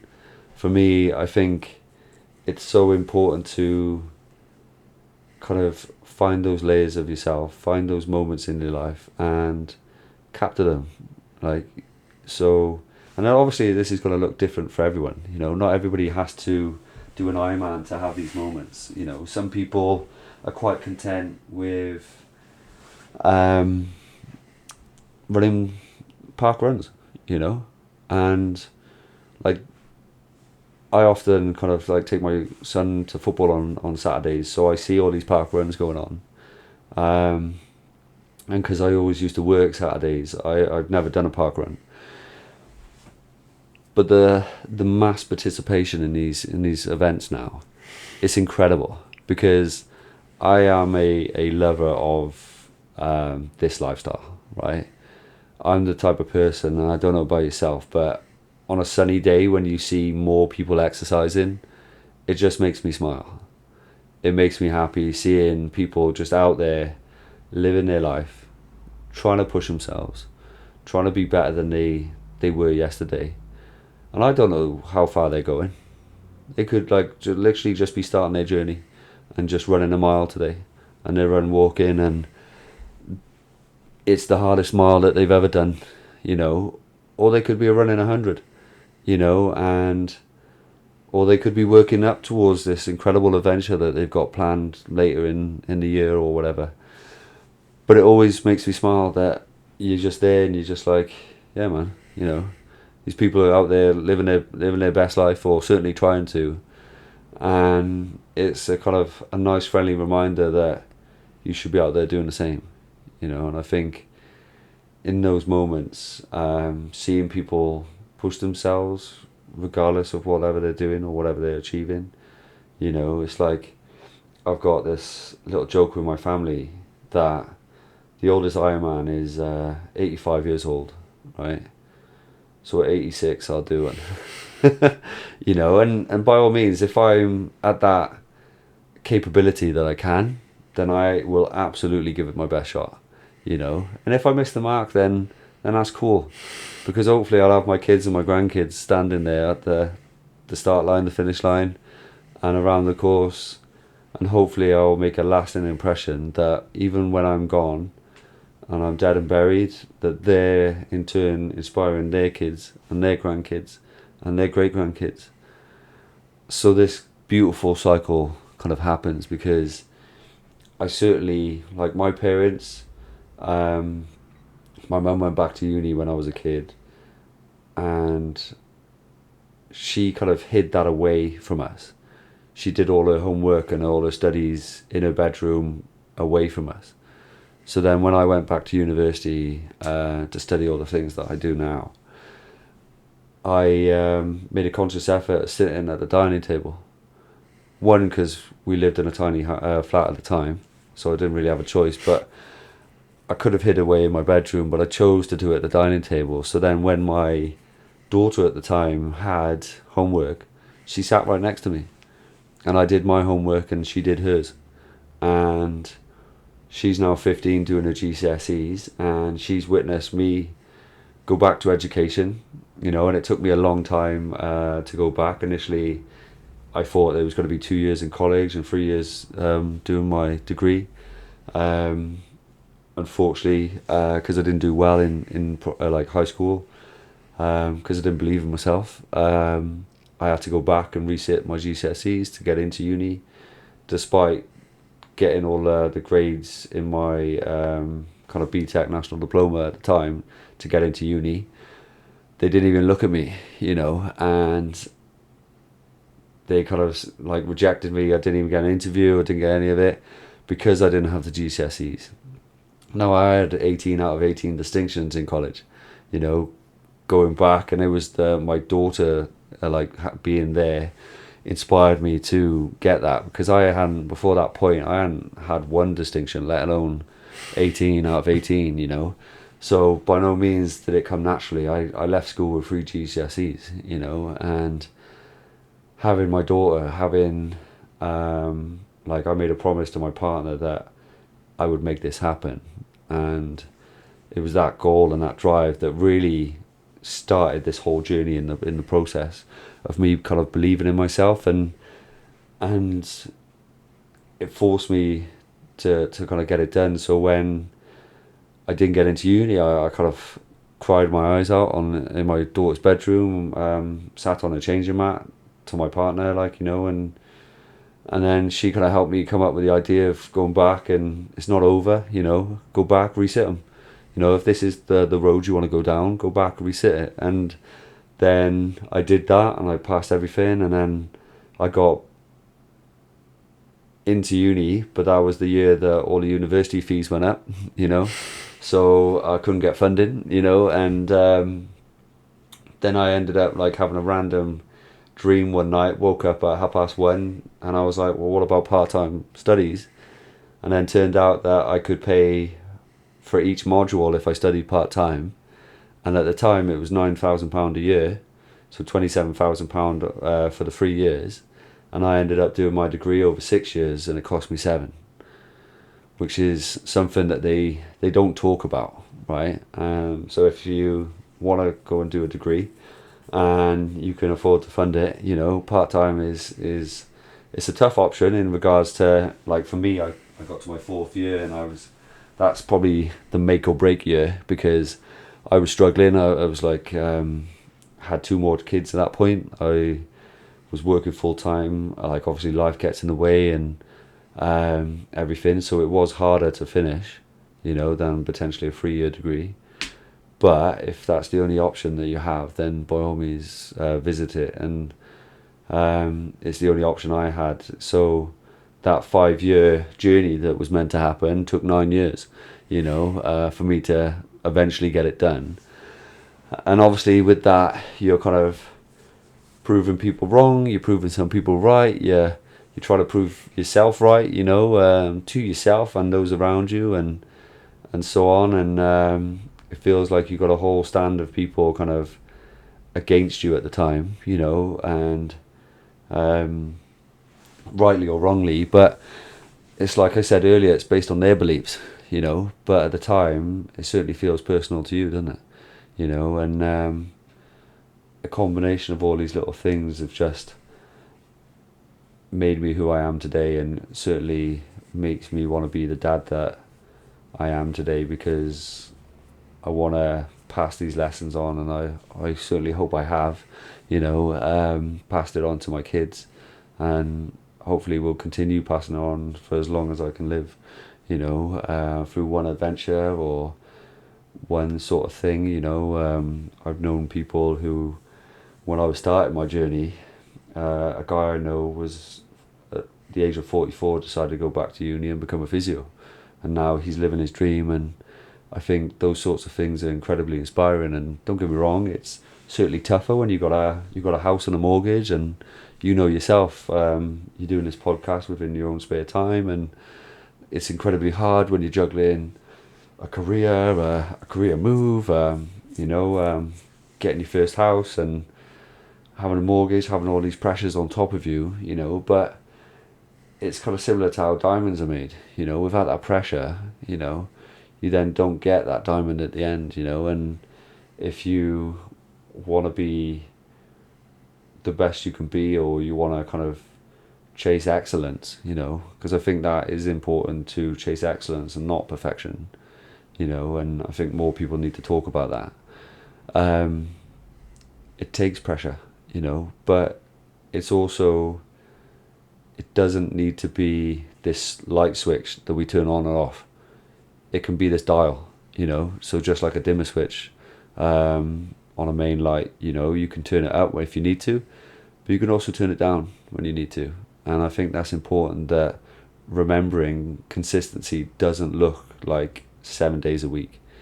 It can look like 6 sometimes, it can look like 7 sometimes, but it can also look like 4, and it's focusing on the long-term development, and certainly as a coach, I try my best to every so often get my athletes to zoom out and kind of remember where they've come from, and remember what their journey started like, and at one point they wished that they were at this level, and they're currently at that level, and they're focusing so much on where they want to be, they forget where they are. Yeah. And they also forget where they've come from, and I think that's so important, that in a lot of respects that we all do this, and I think it's nice to have these friendly reminders. But I'm a big believer in certainly trying to teach myself lately in the last 6 months, it's dials, not switches, and I think that's super important. Whereas before, certainly with my ADHD, I was kind of all or nothing, and I think I'm kind of transitioning into that kind of that dial mentality, so then I can turn certain things up when I need to, and turn things down when I need to, because naturally, just like when you're kind of cooking your roast dinner, there's multiple things on the hob, and if you turned it all up, you're more likely going to burn some stuff, as we all know, and by all means, there's certain times where it needs to be turned on, because one thing's cooked and you're like, right, crap, I'm off on time, and so on. And I think sometimes, like, the way I kind of see things and using kind of visual things, certainly when you feel like you're about to level up, just like a kind of a computer game, it's when it's the hardest, it's when you're kind of fighting the main boss of that level, so understand that when things feel like the pressure is the most, that's when you're the closest to the goal. That's when everything feels like, I can't do this anymore, and that's when you got to understand, right, okay, how close are you to that goal, can you afford a rest day? If you can, sometimes it's far better for your body, for your brain, to have that kind of mental health rest day, and go spend it with the people you love, go spend it with your friends, your family, and people you haven't seen in a while. Go do something else that isn't active, go chill out, have a day on a sofa and watch your favourite TV show or whatever, and then go back to work tomorrow. Go back to it tomorrow and take time. And I think we focus so much, especially on the bigger goals, I don't know whether you relate to this or not, but the bigger the goal, certainly in your mind, and that doesn't matter whether it's climbing Mount Everest, or like for me this year, my first Deca, triathlon, or it's your very first 1 mile run, they are all the same in my opinion, you know, because to all of us, they are just as big and they are gigantic mountains. If you're just starting and you're just getting into kind of exercise and running, it's a daunting place and it is a mountain. And there's a ton of things like, you know, maybe you weren't active as a kid and you hated PE. Joining a gym is petrifying, you know, and I think we need to kind of normalize these sorts of conversations. But equally, I think it's important to go, right, okay, taking one day off doesn't destroy the habit, taking two does, you know. So if you're taking kind of that day off, that's okay, reset, and then go back to work tomorrow, you know. And it doesn't necessarily need to be, right, 100% perfect, you know. I learned this from, do you know the guy Jay Shetty? Yeah. So I imagine a lot of people listening does, but those who don't, he's an ex-monk. He's got a really successful podcast. I followed him pretty much right from the start when he first kind of did his first podcast with another famous podcaster. And he is a perfectionist, or what he says he is, a perfectionist. And when he first started, he said aim for 70%, because what he would find himself doing is editing his content so much that it had to be perfect. It would take weeks and weeks to get out there, you know, and then all of a sudden he's got this backlog of stuff that he's working on, and then he's not actually releasing any content, you know. Whereas he said aim for 70% perfection and allow the doing to get you better. And I'm a huge believer in that, you know, which is like, you see my videos, I'm not a professional video editor, you know. My YouTube channel is growing and also learning, you know. I try my best with what I know, but I am a doer, you know, so I will get better the more I do something. I am a slow learner, you know, because of my learning difficulties, but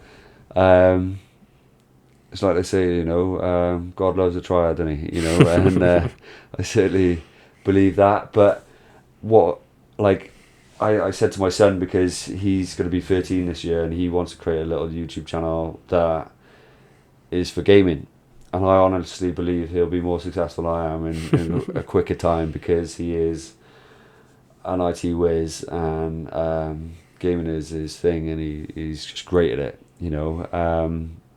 But I often say to myself, if there's a long way, I'll find it, you know, and if there's a hard way of doing something, I'll find that as well, you know. So it's those things that I kind of like to call it my 10-year plan, you know, that I'll get there in 10 years, but it'll take one day at a time.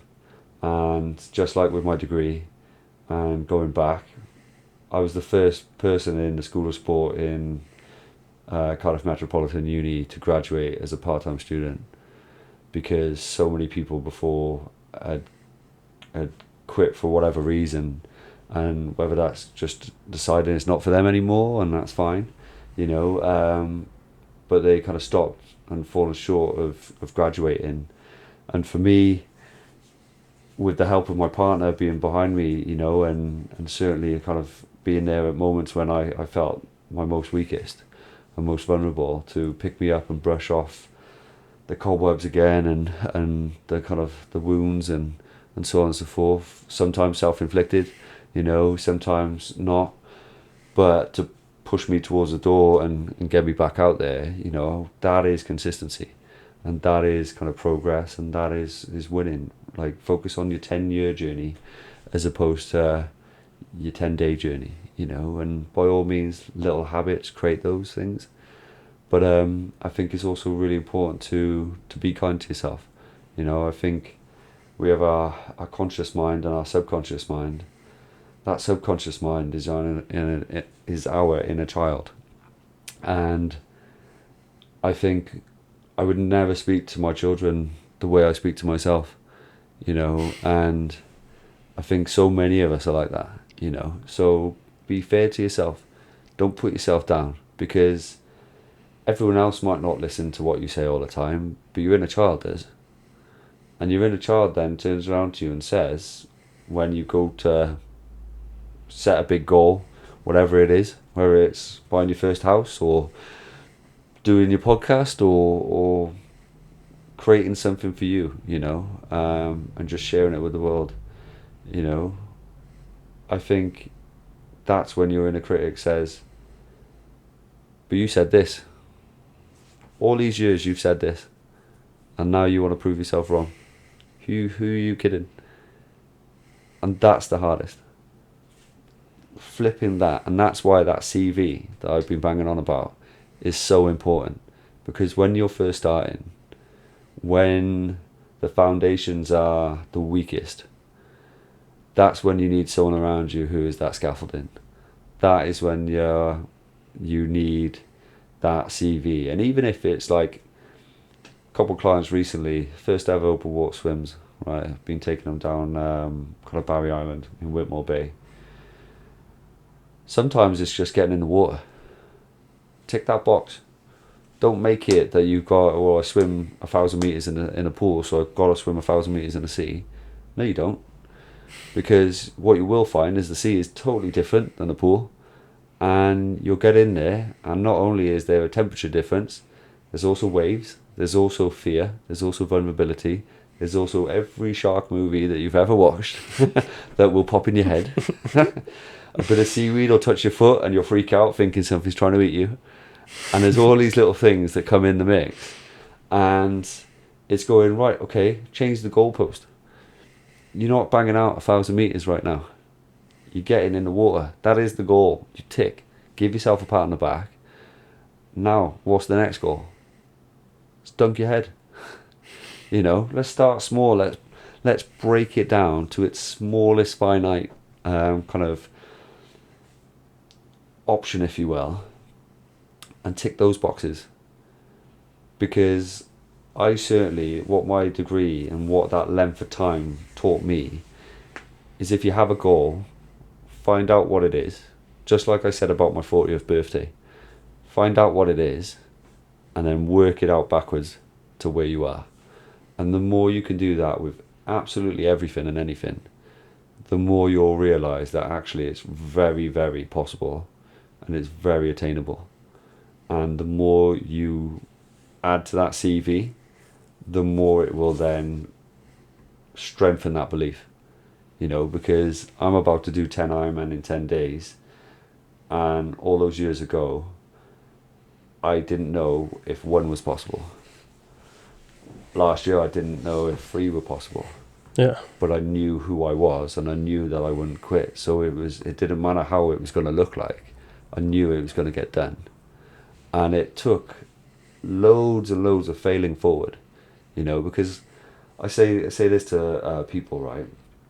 Because I recently got asked by a friend of mine, but aren't you afraid to fail?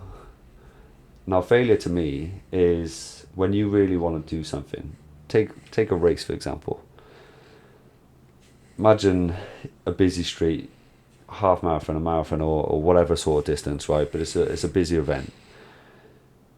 You're dying to run that race, but you were too afraid to sign up, and you stood on the side cheering everybody else on. Nobody else knows that you wanted to do that race except yourself, and you're stood there or sat there thinking, I wish I signed up, I wish I was doing this. This looks amazing, this looks incredible. Look at these people, from all shapes, all sizes, doing this thing that you wanted to do, and you're stood on the other side of that barrier, gutted. That to me is failure. Yeah. Having a setback, right, is just a pause in your journey to get into where you want to be. And sometimes these setbacks might last a while, right? Because other things haven't aligned, like life is complicated. Like I said, I've got 3 kids, I've got a partner, I've got other responsibilities in regards to like paying bills and so on and so forth. Those are barriers, in order for me to navigate, Yeah. And in a lot of respects, some of those barriers, they're also far more important than me PBing on a race. So I will sacrifice some training to take my kids to their activities, to watch my kids in their school plays, or stand there in the rain watching my son play football, because right now that's the most important thing. Right now I'm not going to get those moments back. What I will get back is when they're older and they're out with their boyfriends or girlfriends or their mates, and they no longer want to hang out with dad, because I'm not cool anymore, right? Then I've got all the time in the world to go chase that PB. And this is what people don't understand or realise sometimes, it's okay. It doesn't need to look perfect to be able to go out and achieve this goal. Because they go, well, I can't afford like training every day and doing this and that and the other. And it's weighing the pros and cons, Don't get me wrong, if you're having weeks off at a time, then you're going to lose some fitness, But if you did something this morning and you meant to do something tonight, but your kids have got something on, or they're ill, or like just to have it, like your partner's had a bad day, then don't say goodbye to her and go out the door and then go do your run. Go be the partner that your wife deserves. Be that person that supports them, because like I said, on race day, they're the person that stood in the rain supporting you. And it's that kind of two-way street that for me, like, I'm perfectly comfortable, like, not allowing the kind of the Strava kind of haters, if you will, because Strava's great, but it can also be very toxic. And you also get a ton of people that kind of misalign that kind of ability of, if I'm not fast, I'm not a good coach. And I think we need to normalise that. For example, Usain Bolt's coach, he's the fastest 100 metre sprinter, fastest 200 metre sprinter in the world. His coach can't run as fast as he can. Alex Ferguson, arguably one of the greatest football coaches and managers in this country's history, wasn't a good footballer. His management career was far greater than his football career ever was. And even at the start of his management career, he had one of the worst records starting because he was learning his trade. And I think so many of us, especially in the endurance sport world, we go, I'm going to be with this coach because this is how good he is as an athlete. And that's great that he's got there or she's got there. But does that mean that they can get you there? And sometimes, yeah, of course, they've got it, they've learned it, and they've invested just as much in their athletic ability as their coaching ability.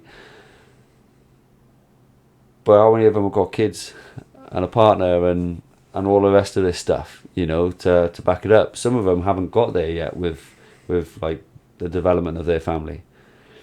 I had kids from 21 onwards, so I didn't do the typical nightlife scene. I didn't do the lads' holidays. I didn't do anything. I did going back to education, sorting my life out and improving my kind of life, if you will, so that I could give a better life for my kids.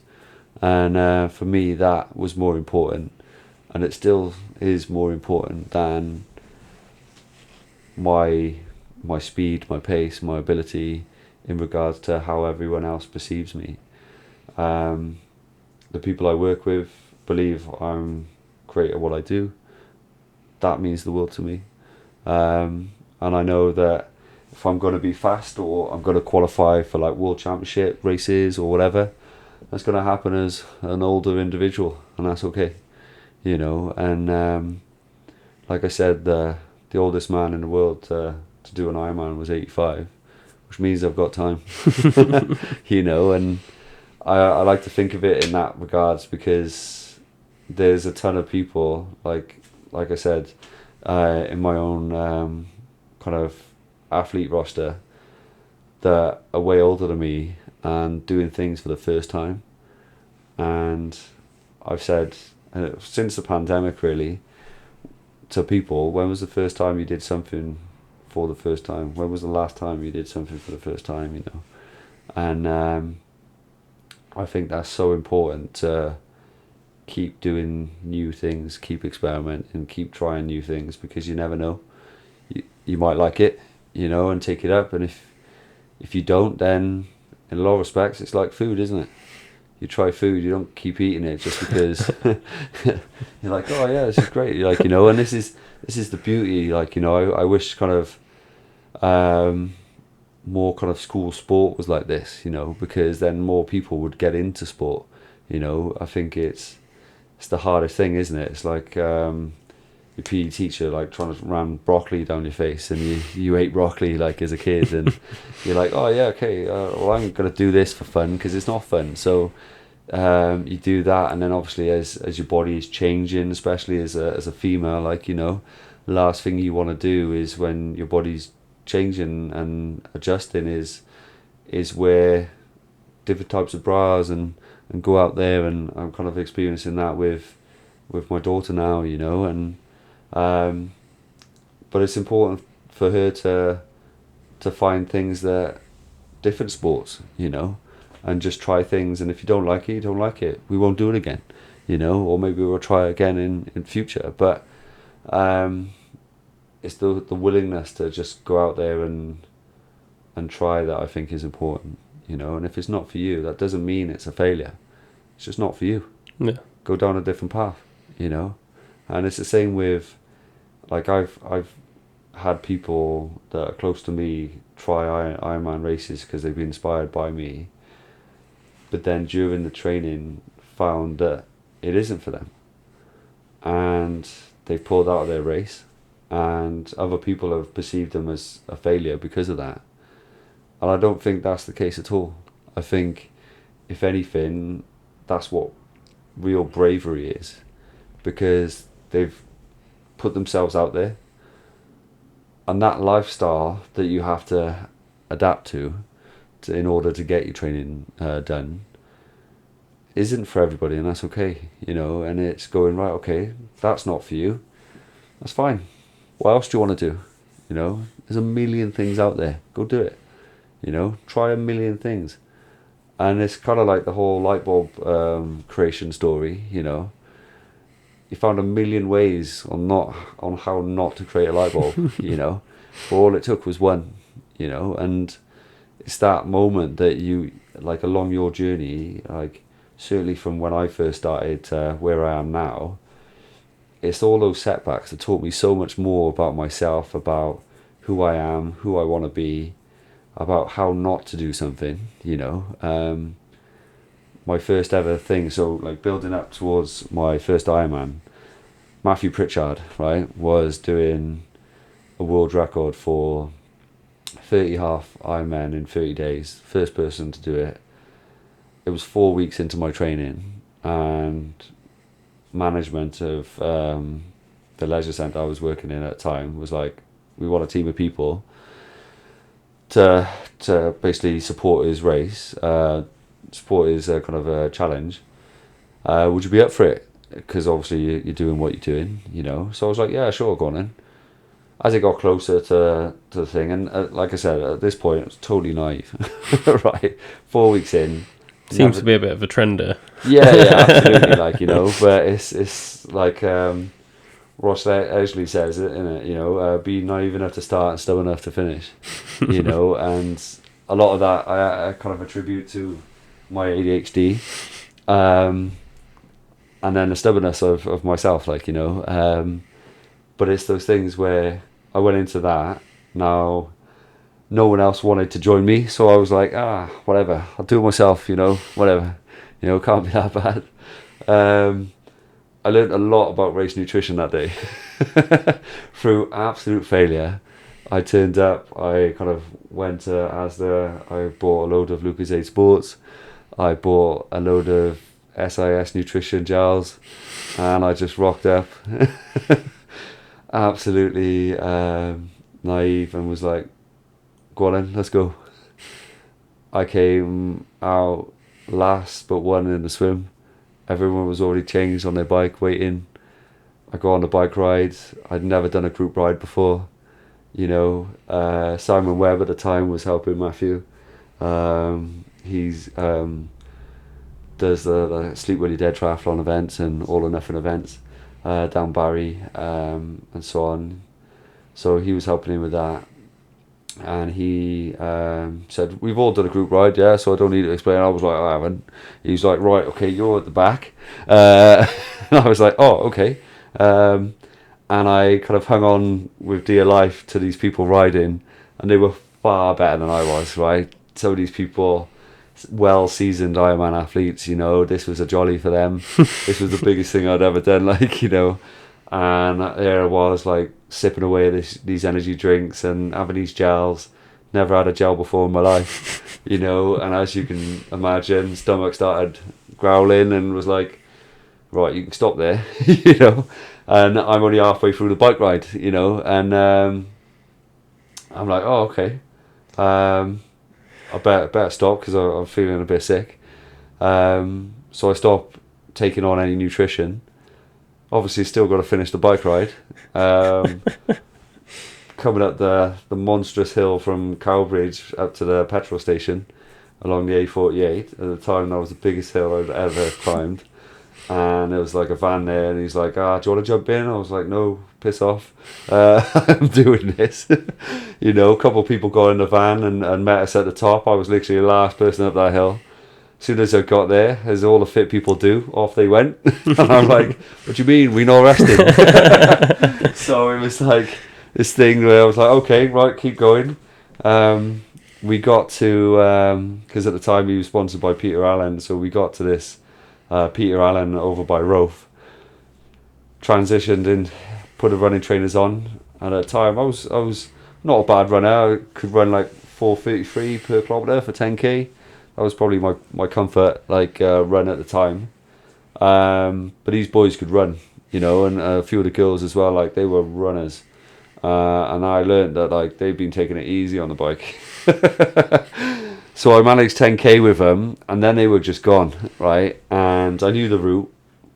It was kind of like round Rough Park, round Rough Wreck, all the way down to Newport Road, back round a couple of times, and then off to the Peter Allen to finish, and so on. And I had my ass served to me like a trooper. I was cramping up. I kind of like was holding on to the metal railings of Rough Wreck Park. My whole right leg had cramped, and I'm there in agony, kind of screaming out loud, like, you know, because my leg is just, the entire leg is seized and cramped at the same time. And it was the worst pain I'd ever experienced at that time. But I didn't know anything about salts or electrolytes or anything like that, so I was just there in the mix of it. 4 weeks into my training, and they'd already gone, like they were like far into their run, and I kind of stretched out. This old lady came out of her house across the road. I was like, "You okay, love? You right?" And I was like, "Yeah, I'm okay. Right, you can, yeah, just go. It's fine, yeah, you know." And I'm slowly making my way to the floor, like, you know, to lift up my leg to stretch my hamstring out. I got over that. I kind of go around the park. I phoned my partner.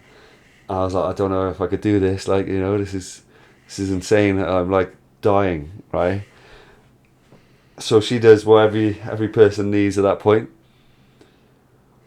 Well, do you want me to pick you up? You know, like you've done amazing. Like, you know, just think this isn't your event. Like, you know, but this isn't what I needed to hear at that time. You know, I don't know what I needed to hear, but it weren't that, and I was just like, I gotta go, love. I'll speak to you in a bit, you know, and because I wanted to finish, because I was just like, if I don't finish this, everyone's gonna know, you know, and reality is no one cared anyway, you know, and like obviously my partner cared, and my kids were too young to know either way at the time, so they didn't really understand what I was doing anyway, but to me, I used that as the excuse, that I used it as the driving force that if I quit now, everyone is going to know, and not just everyone. On reflection now, it was more important that subconscious, that inner child, that I would know. And if I was going to quit on this, then what happens if I was going to quit on the main event later down the line? Yeah. you know, and I eventually got it done. Everyone at the time had already been 20 minutes, finished 20 minutes before this, and I ran up the hill. I was the last person to kind of come in. They were already getting in their car.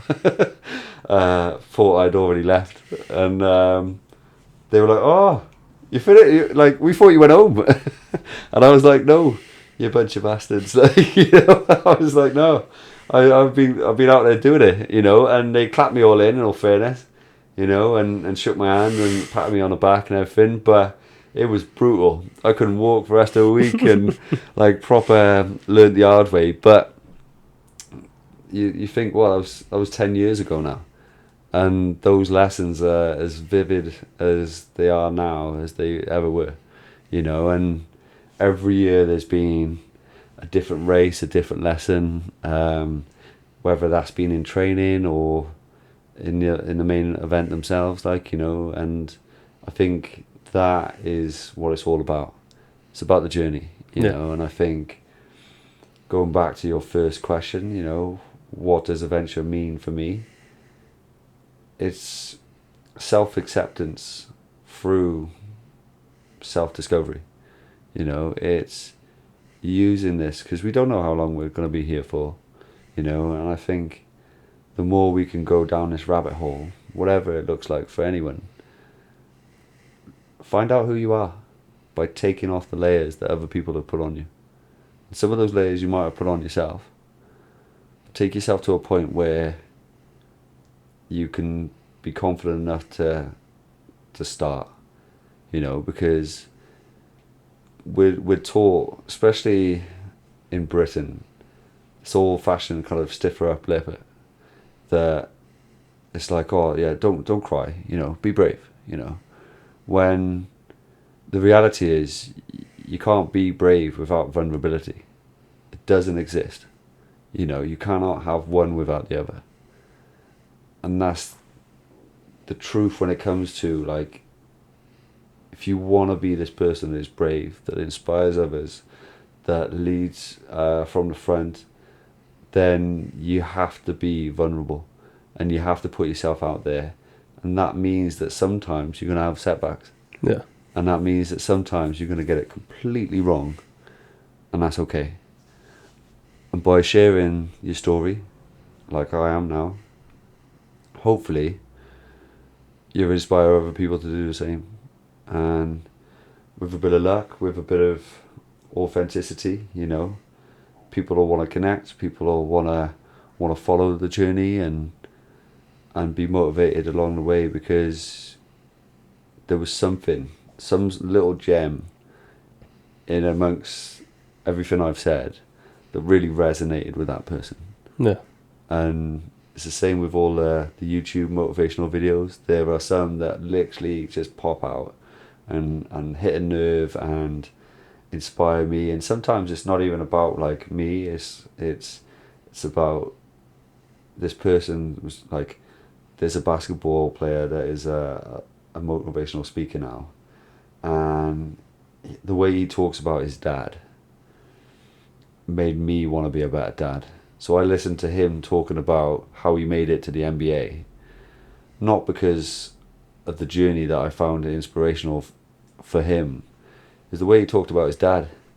It's the way his dad used to pick him up as a child and made him believe in himself, that I wanted to be that dad, that I would pick up my kids in the way that would change their perspective, that would change their entire outlook on life, that would inspire them to do whatever they want to do, because their dad's over here failing and telling them that, like, listen, I failed, but it's alright, I'll be back, you know, and I'll go again, you know. And ultimately, like, as I kind of lean into this Deca challenge that I'm going to do now, if it doesn't get done this year, it will next year, or the next again, you know. And it's that thing that hopefully I've got a lifetime, you know, left in me that will be continually chasing, because it's like that incredible woman who swam from Cuba to Florida.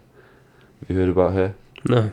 So this incredible lady swam from Cuba to Florida.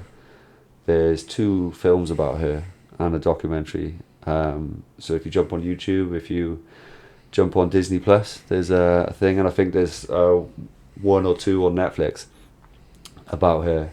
Can't remember her name, but Jodie Foster played her best friend and her coach. She failed a million times trying to do this swim because of how difficult it is, how blinking far it is, because she did it in a bathing suit, you know. She ended up doing it in her 60s and completing it in her 60s. She started this in her 20s. Wow. You know, and everyone was like, she ain't gonna do it, it's impossible.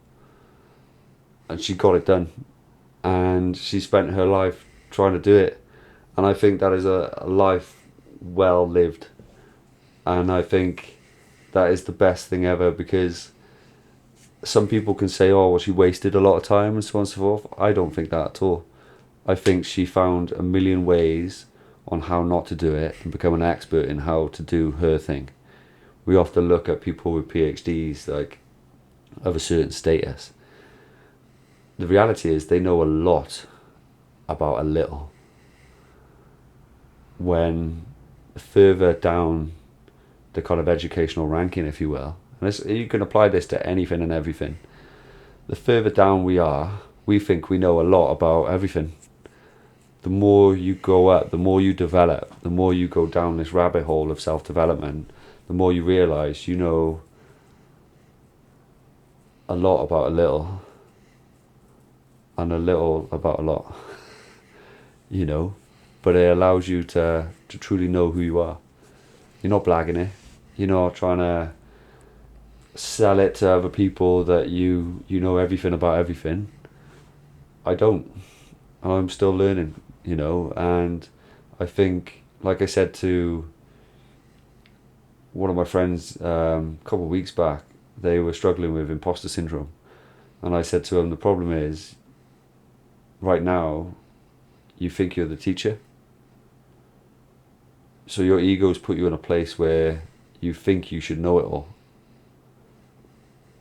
whereas if you put yourself as the student and use your ego and remain humble enough to always stay the student doesn't think they know everything.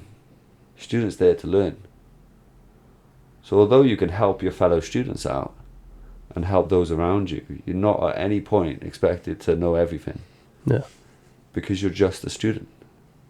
And I think that's so important to life, and I think that's so important to these growth processes. Don't act like you know everything, you know, because life will humble you, because there's always going to be someone that knows more than you. Yeah. There's always going to be someone that's faster than you, better than you name it. So just stay the student, you know, keep learning, keep growing. Remember that it is your path that you're walking along, and you can at any point, at any time, and at any moment choose to change direction if you're not going the way you want to, you know, because there's going to be a ton of people that are going to try and force you this way, you know, like with this podcast. The more it grows, all of a sudden you're going to get someone who wants to sponsor. All of a sudden they're going to want you to move this way or this way.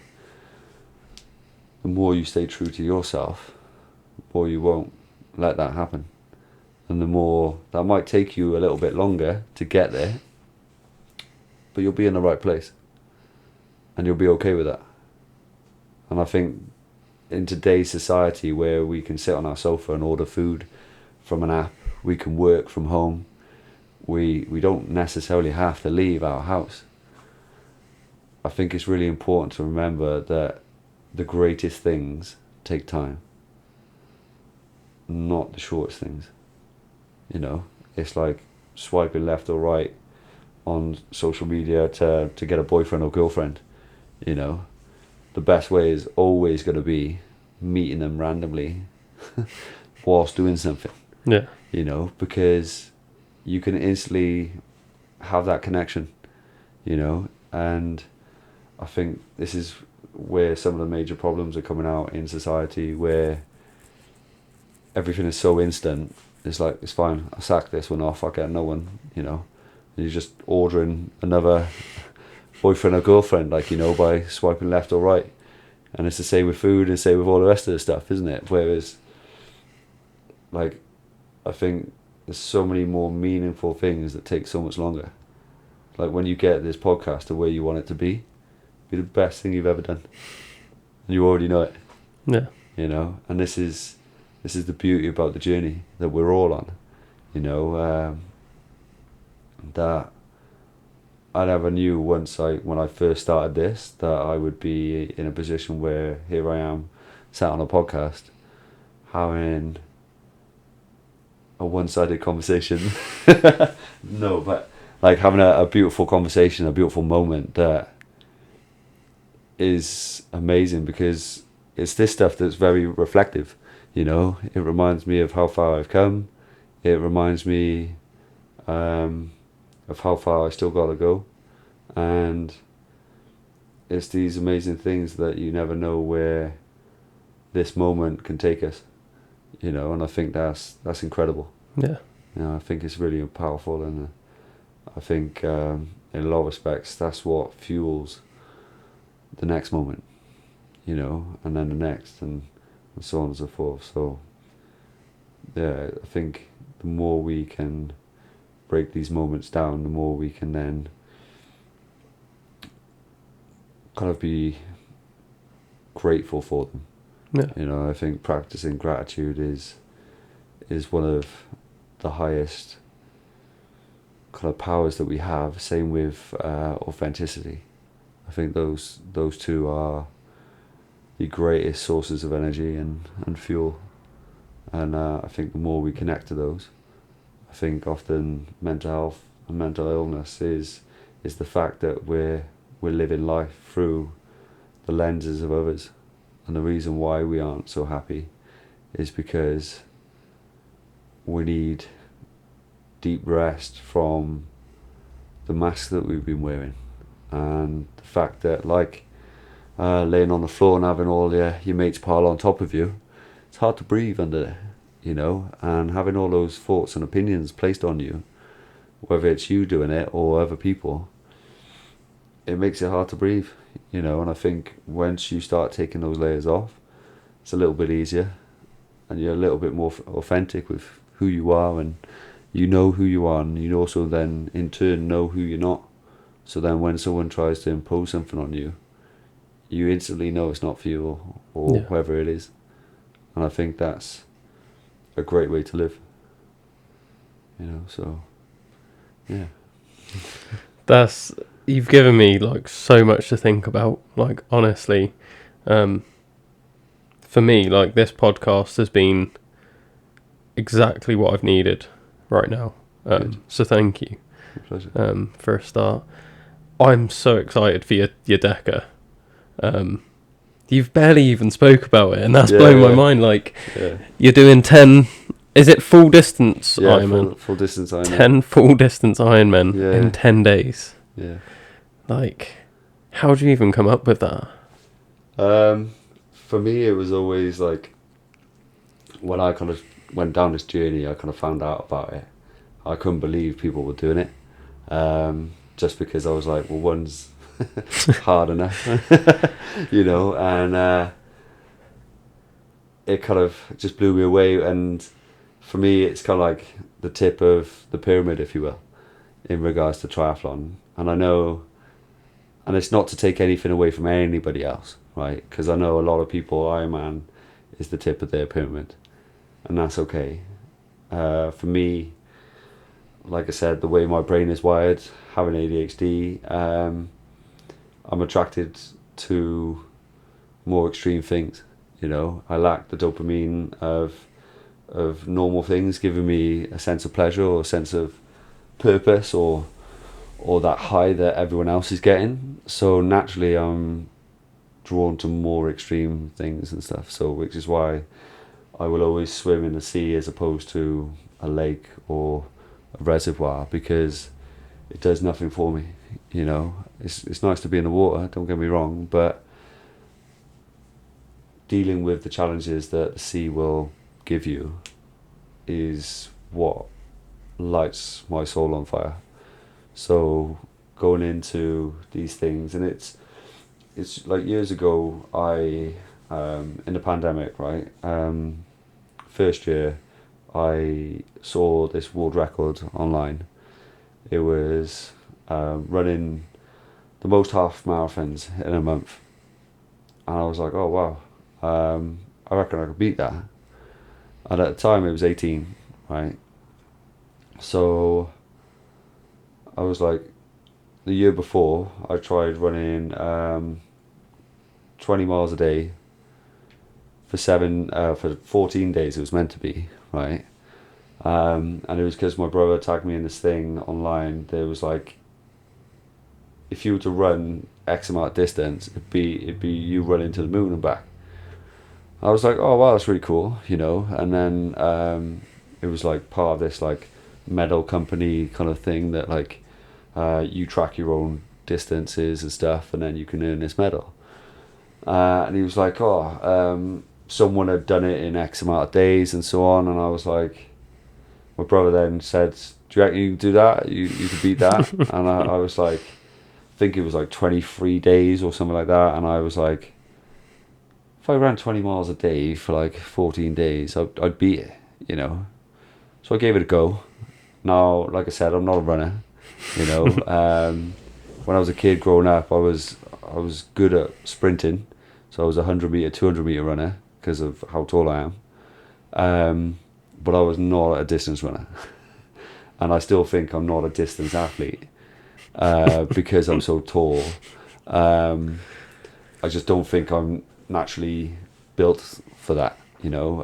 I'm heavy, I'm about 100 kilograms. However, mentally, I love it, you know, which means I'm never going to produce the best times. You know, if anything, I'm better at shorter distances than I am longer distances, but I love the mental challenge of it, which is why I do it, and I don't do short races. But he challenged me to that, and I went out, like before work, running 20 miles an hour in the middle of the morning, like, you know, like 4 o'clock starts.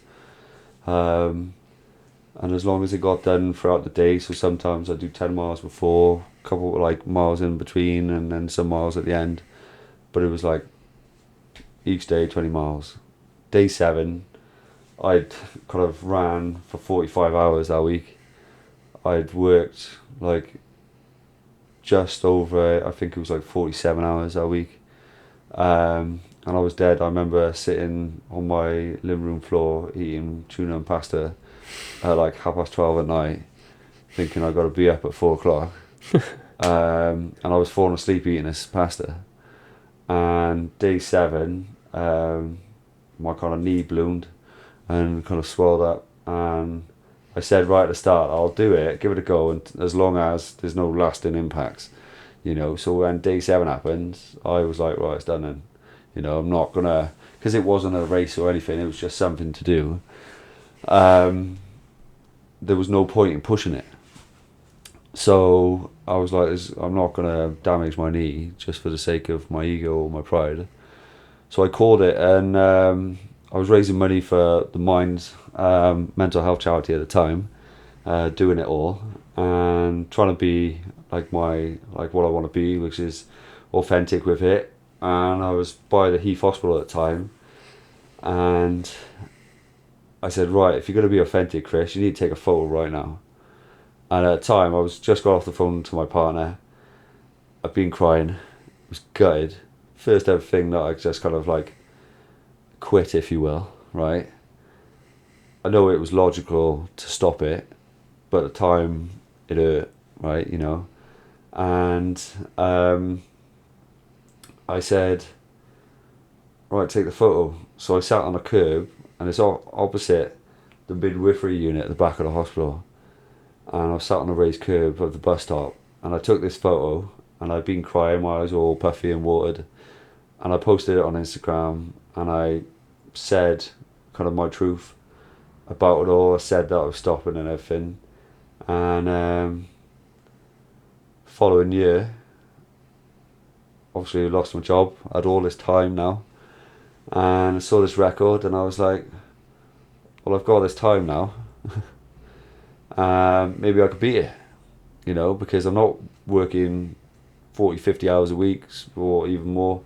So now I might be able to do this record and raise some money for the NHS and help with that, And the week before it, I kind of hadn't been out my house for 2 months, and went for a walk with my family around the bay.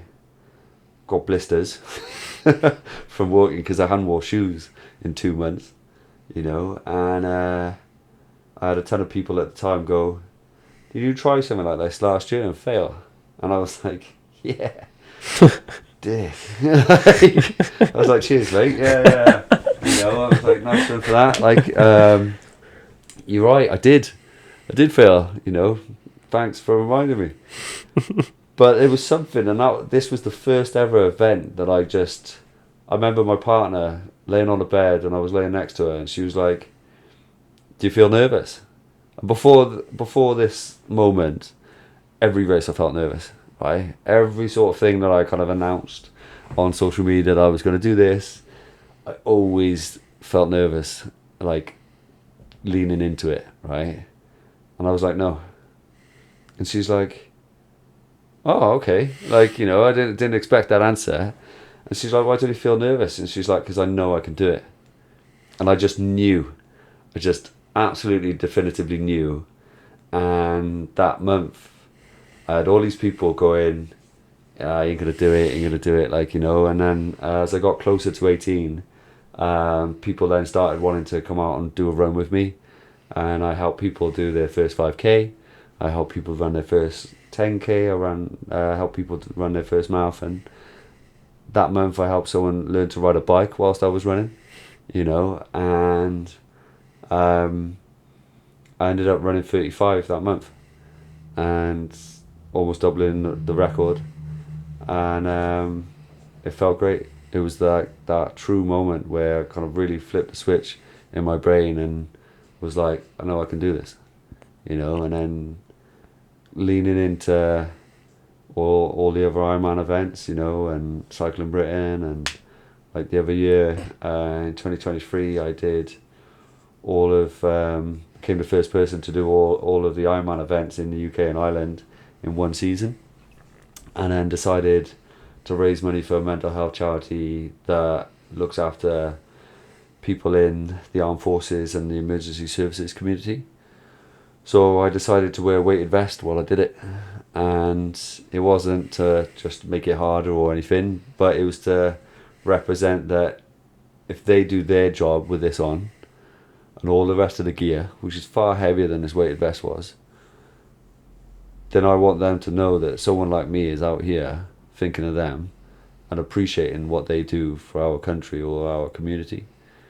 Because I think it's incredibly important that, one, we have these people out there doing that, so we can chill out on our sofas, talk on a podcast, because it's the people. As much as we can criticise the NHS or the police, if we didn't have these services out there and the people that give their lives and dedicate their lives to serving their communities, then we'd all be in a lot of trouble when we're often having the worst days of our lives, So I found that charity, I went and did those things and became that first person, and Ironman were incredible and made this custom plaque for me and all the rest of it, which is awesome, and I was blown away because I never knew anything about it until they called me up on stage and so on.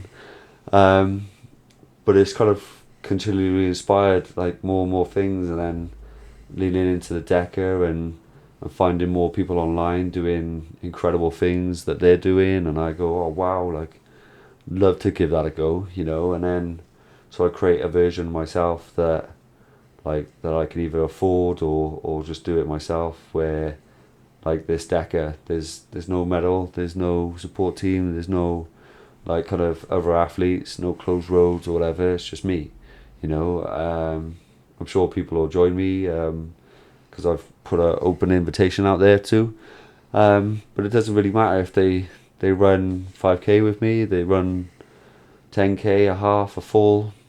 They do one day and I don't see them again, or they come out and do a little bit, or they just come out and have some jelly babies, like, you know. For me, it's that bringing that togetherness, that community, and wanting to ultimately just find more of myself, you know, and strip a little bit more off. And I think our confidence and knowing who we are, I think sometimes, although I did my first one and I gave myself that permission by kind of walking through that finish line and saying I can do anything I want and anything is possible, it's also very wafer thin, right? Similar to kind of layers to an onion, right? You peel one off, you can see through it. And in the grand scheme of things, you get those people that can do that and their confidence is through the roof, but that's their ego talking. You strip that ego away and then you're left with that person. Who is that person? And that for me is the adventure. That for me is my life purpose. That for me is what it's all about. So for me, all these challenges, all they've been doing is adding layers to that onion, adding layers to myself, of this self-discovery and kind of knowing who I am. So then if I am put in a situation in the real world where I need to prove it, whether, I don't know, say my house is on fire and I need to go save my kids, you know, am I that person that will put themselves in harm's way, knowing full well that I might not be okay, but that's what's required? Do I have that in me? Yeah. And I think doing these things, doing hard things, teaches me that. And it might be totally different to other people, because obviously running isn't running in a building, you know, and I'm aware of that.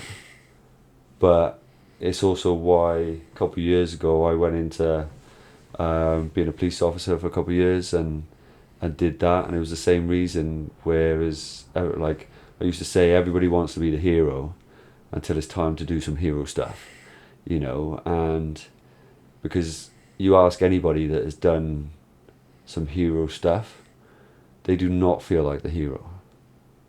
You ask anyone that has been to war, people who they believe are the heroes are the ones that died out there, not the ones that came home.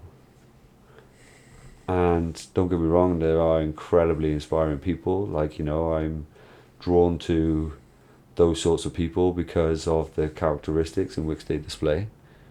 And for me, it's the same situation. Once you know who you are, it's very easy to stand by your actions and stand by your words, because anyone can talk, you know.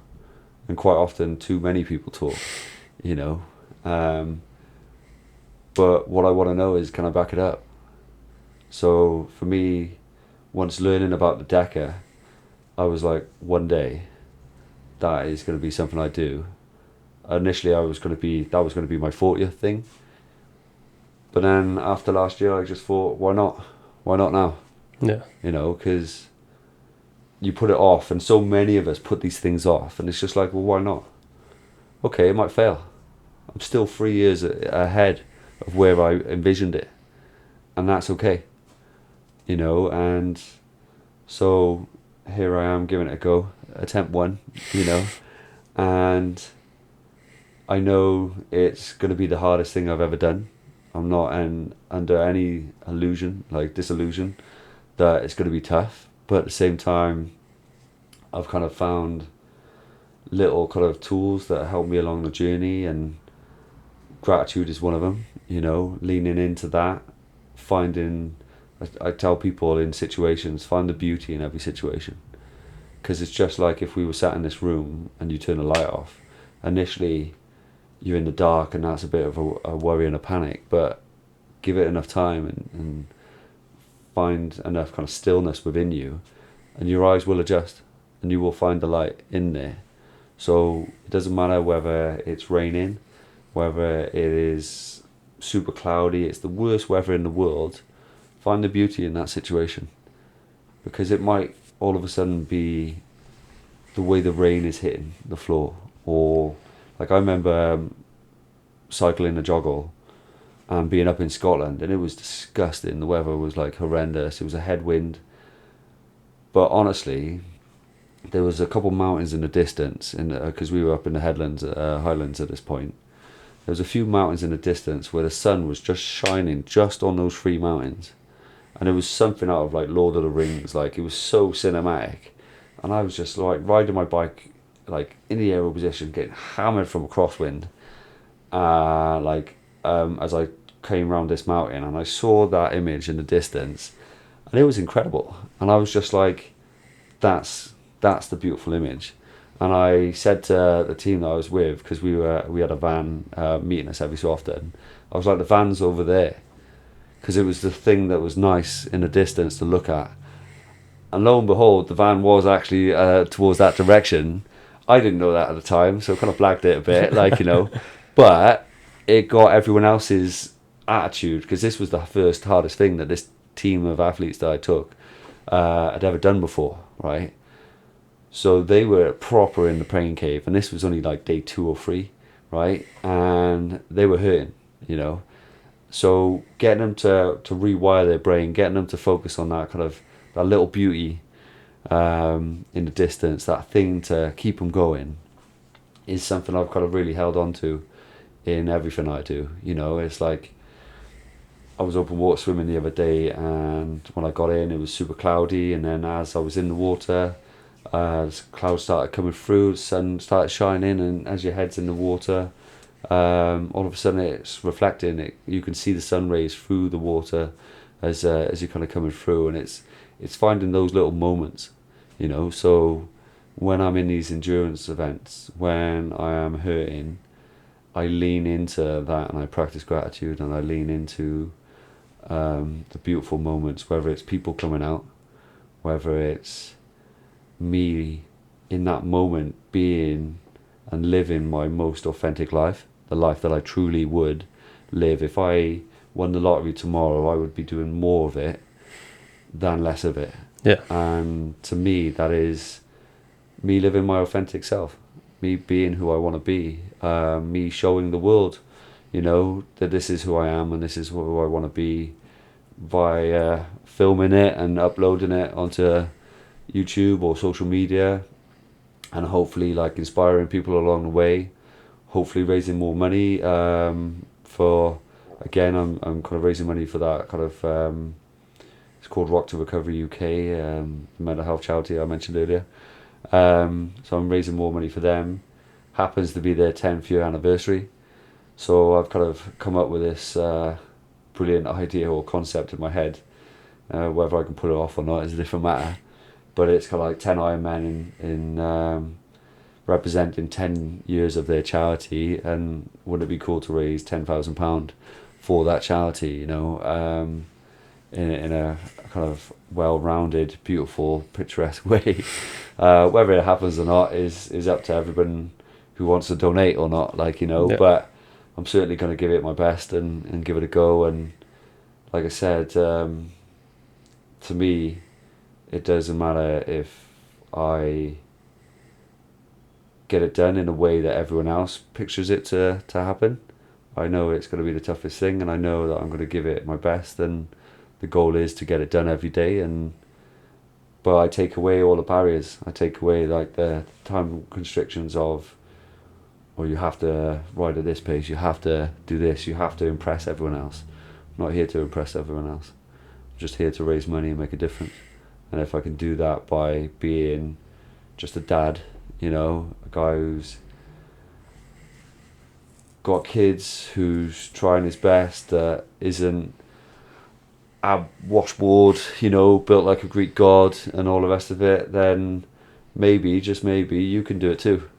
Because I started by running my first 5k, doing a treadmill running, doing my PT course, to running my first half marathon after my partner ran hers. and she isn't a runner. She drives to the corner shop, you know. She's that person. But she inspired me to run my first half, because she ran hers in a way to honour and remember her uncle who passed away from cancer. So if I can inspire other people by doing things that are extreme, you know, and that aren't just, oh wow, yeah, doing that little thing, you know, then brilliant. You know, if people want to come out and run and do their first 10k with me, cool. It ain't gonna be fast, I can assure you. You know, but it's these things that, like, I think, what if, you know, because for so long I used to say, oh well, what happens if I fail, and what happens if I can't do it? Well, what happens if you can? You know, what happens if you do this? What happens if you succeed? What happens if this podcast blows up and you don't have to work anymore? You can just do this. Yeah. You know, if more of us said what if, and we appreciate the journey instead of the end goal, because I promise you'll get to the end goal and you'll think, oh, okay, I'm here now. Like, what do I do? Yeah. You know, now what? The more we can live in those moments and appreciate those moments, then the more I believe life is in that. That is the key to it. Yeah. And that is ultimately the key to happiness. You know, so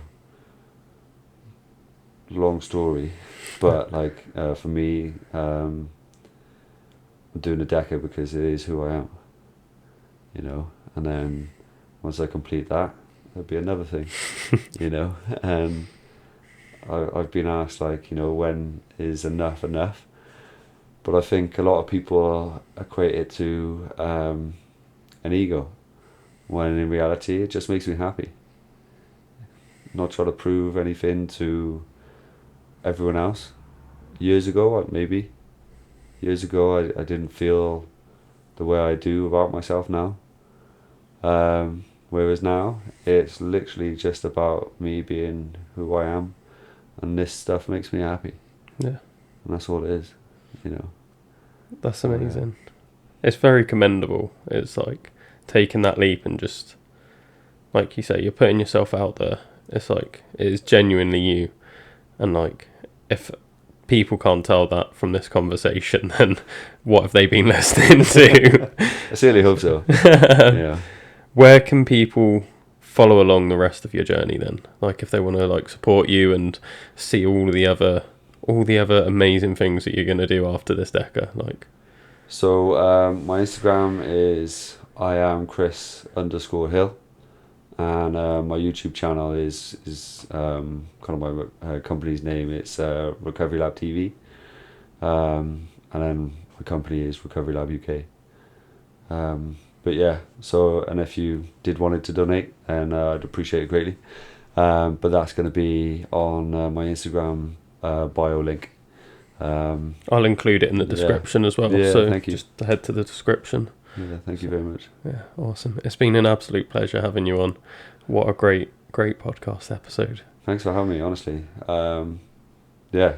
So if you ever get ever have someone reach out to you about doing a podcast or anything, I highly recommend it, because like with this, you never know where it's going to lead to. Yeah. You know, so thank you so much for reaching out for me. It is intimidating when you reach out to people, as you know. Yeah. But honestly, just like, you know, some of the best things happen just because you reach out, and then you never know where it's going to take you. So thank you very much for having me, and I appreciate it. No worries. Thank you for coming on. My pleasure.